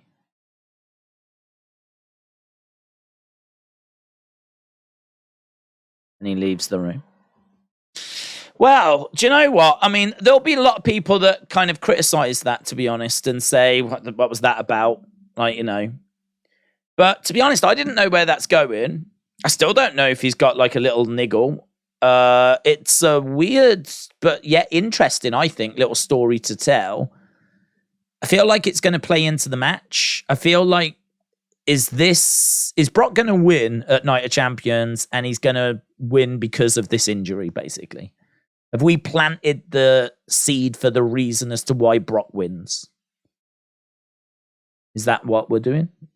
I don't know. It's got me thinking, though. It's got me thinking.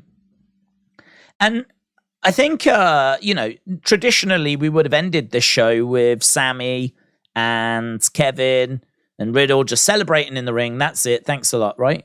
Whereas actually, there's not really too much to think about if you end that way. Like, well done, they've won, blah, blah, blah, right? At least here, we've got a little talking segment which we can sort of get our teeth into and speculate about and go, what, is he got an injury? Is he going to make it? Is he going to have second thoughts? Is he going to rock up to SmackDown and announce that he can't do it and someone's going to replace him? I don't think that's going to happen, by the way. But what I'm saying is that it allows for a little bit more speculation. It allows for a bit more intrigue. I think it's a really interesting way to. I wouldn't do it every week, but as a once in a little while thing, I think it's pretty good. Yeah. But I can understand there'll be people out there going, well, well, we just watched all of that and he's still going to be at Night of Champions. Yes, apparently so. Triple H should have said, get a life, kids. Yay! Michael said, maybe if they turn Bianca heel, they could finally split the profits up, have Montez and Bianca become the power couple, similar to what Dom and Rhea are doing with the reactions they get. Mitchell said, what's your score? I'm about 675. It's got to be about 6, man. I think that, yeah, it's got to be about 6. I think this show is, I mean, I wasn't bored. I wasn't sitting here going, oh my God, please end. Like, this is atrocious. Like, there was little bits that kept me interested, like, all throughout the show. I don't think there was any segments that truly just were horrific. This is embarrassing. We spoke about those segments before. So I think these are all reasons as to why I'm not in like the 4s or anything. But yeah, no, I mean, I can't sit here and say like, I find like most weeks I'm sitting here and I'm like, oh, it's a 7, it's a 7.25, it's a 7.5. Like we're always like around that kind of level. I think, I think it's all right to turn around sometimes and go, do you know what? This wasn't in the 7s. Like there was too much here that was inconsequential. There was too much here that just didn't matter. There was a little, what felt at times like lack of star power. I don't know. I mean, like, I suppose we did get Brock and Cody. There was no Seth. I mean, there was sit-down interviews with Seth, but there was no Seth.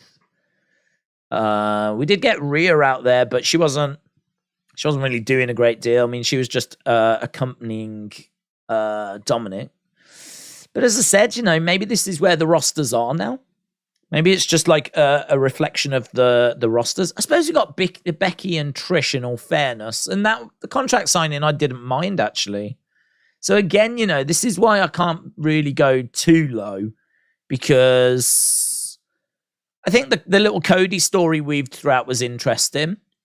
I didn't know where it was going to go, and all right, the end result hasn't really gone anywhere, but I do think they could use that as a way to have Brock win. And, we've kind of got our ready-made excuse. The contract signing, I thought was all right. Bronson match against Ricochet, I thought was pretty fun. Main event, I thought had some bits to it as well. So, yeah, I mean, look, there's enough here to stop it being a disaster. But, yeah, if you think about where we were at the halftime scores, we were pretty low, weren't we? We were at halftime scores. And I think that all in all, it's probably going to have shook out to about 6 for me. Someone could probably twist my arm to go to a 6.25, but I don't think I'd want to go. I don't think I'd want to go much higher than that. Let's see what people thought, though. Let's see what people thought. We'll get people's scores down for this week's show, or below. There we go. Hopefully tomorrow we can return back to normal and escape the awful 180p that we're streaming in. Days, who wins? Brock, who they love in Saudi, or Cody? Cody fought with the torn pecs, so why not now? Why it's a fake injury? Well, I mean, it could be either, to be honest. It could be either. I mean, I think in my prediction video, I said that Cody would win. I think if they're going to have him beat Brock with an injury, I think that would just be cringe. I mean, I really did not like him beating Seth in Hell in a Cell. I know that a lot of people really enjoyed that match and enjoyed that moment, but I think for me, him revealing the injury was really cool, really iconic. But then the fact that he'd had matches that were so close with Seth. I mean, like both of his matches with Seth were like, oh, so close. Who's going to get it? You would imagine an injury like that, no brainer. Seth wins. Seth gets the advantage. And there would have been absolutely no shame in that. You know, that feud would have ended 2-1. It would have been, still would have been 2-1. Cody still would have won, and it wouldn't have made Seth look like a flipping joke. But, I mean, the truth is, I mean, Seth can't beat Cody if Cody's only got one arm, right? So, for me, this is what stops that match from being, like, you know, this amazing match. I mean, I think Meltzer gave it 5 stars, which I can only imagine is because of the injury and the amount of work Cody would have had to have put in to just have that match anyway, right? Which does need to be recognized, but I really hate the fact that he beat Seth with that injury. I think just from a psychological point of view, I just think it's just not great. It just doesn't do it for me. I think, and if he was to beat Brock, if he has got a broken arm, and he's now going to go into that match and then beat Brock with a broken arm, I don't know, man. It's not the way that I would go. I think they hopefully, if it is broken, not actually broken, but kayfabe broken, hopefully they're using that as a reason to have to have Cody lose. But I don't know, man. They put Cody over Seth last year in Hell in a Cell with a horrific injury, so they could do it again here. It looks like a Triple H show. Triple H is trying his best to give Vince BS creative moves. Hate to wish this, but I hope Vince croaks here soon, said Richard. Cody, why does we need to see him like Superman, says one. That's a good point. Yeah, we don't, to be honest. We all know Cody is strong as Triple H, so why are they trying to prove? Pretty sure when Hunter said. Cody is about to get a cast. I think Dusty did too, said Ruby. That's interesting. Right. We're not going to stick around too long because I need to get my little short video done. It's going to take me a bit longer this week. I'm literally on dial-up internet, so everything's going to take me longer. So I do need to go and run away and get that sorted. But I can tell you that we've had about 87 votes or so. We'll try and get to about 100. We'll let people get their votes in. If you've not voted, vote. Vote. Get your votes in. And then we will end the poll, wrap up the stream. And obviously we are back tomorrow for NXT. And as we said, hopefully the internet will be a little bit better. Tomorrow is a go home for Battlegrounds. So I don't know what tomorrow's going to look like. It might be another go home show. And then, of course, SmackDown is recorded. The spoilers are out there. But to be honest, I've avoided them. So I'm still, looking for, well, I mean, we would always do it anyway. Of course we're doing SmackDown. But, yeah, I don't know what to expect. Hopefully it's going to be a good show. So, yeah, we've got that. And we are doing Night of Champions, of course, on Saturday. And we are doing Battleground on Sunday. In fact, I mean, what a weekend. We've got Friday with SmackDown, Saturday with Night of Champions, Sunday with Battleground, Monday with Raw, Tuesday with NXT, Wednesday with AEW. So we got quite a run. Busy. There we go. Boom. Over 100. So here's our results. 6 to 675, 36%. 7 to 775, 27%. 8 to 10, 22%. 575 or below, 13%. I think I'm right there with you. In the sixes, tops it. Then the sevens. 22% of people still thought this was an 8 to 10 show. And 13% thought it was 575 or below. So we did have drama at the start of the stream. It took us a good 5-10 minutes, maybe even a bit longer than that, to get things settled down. We did also then have to stream in the lowest resolution known to man.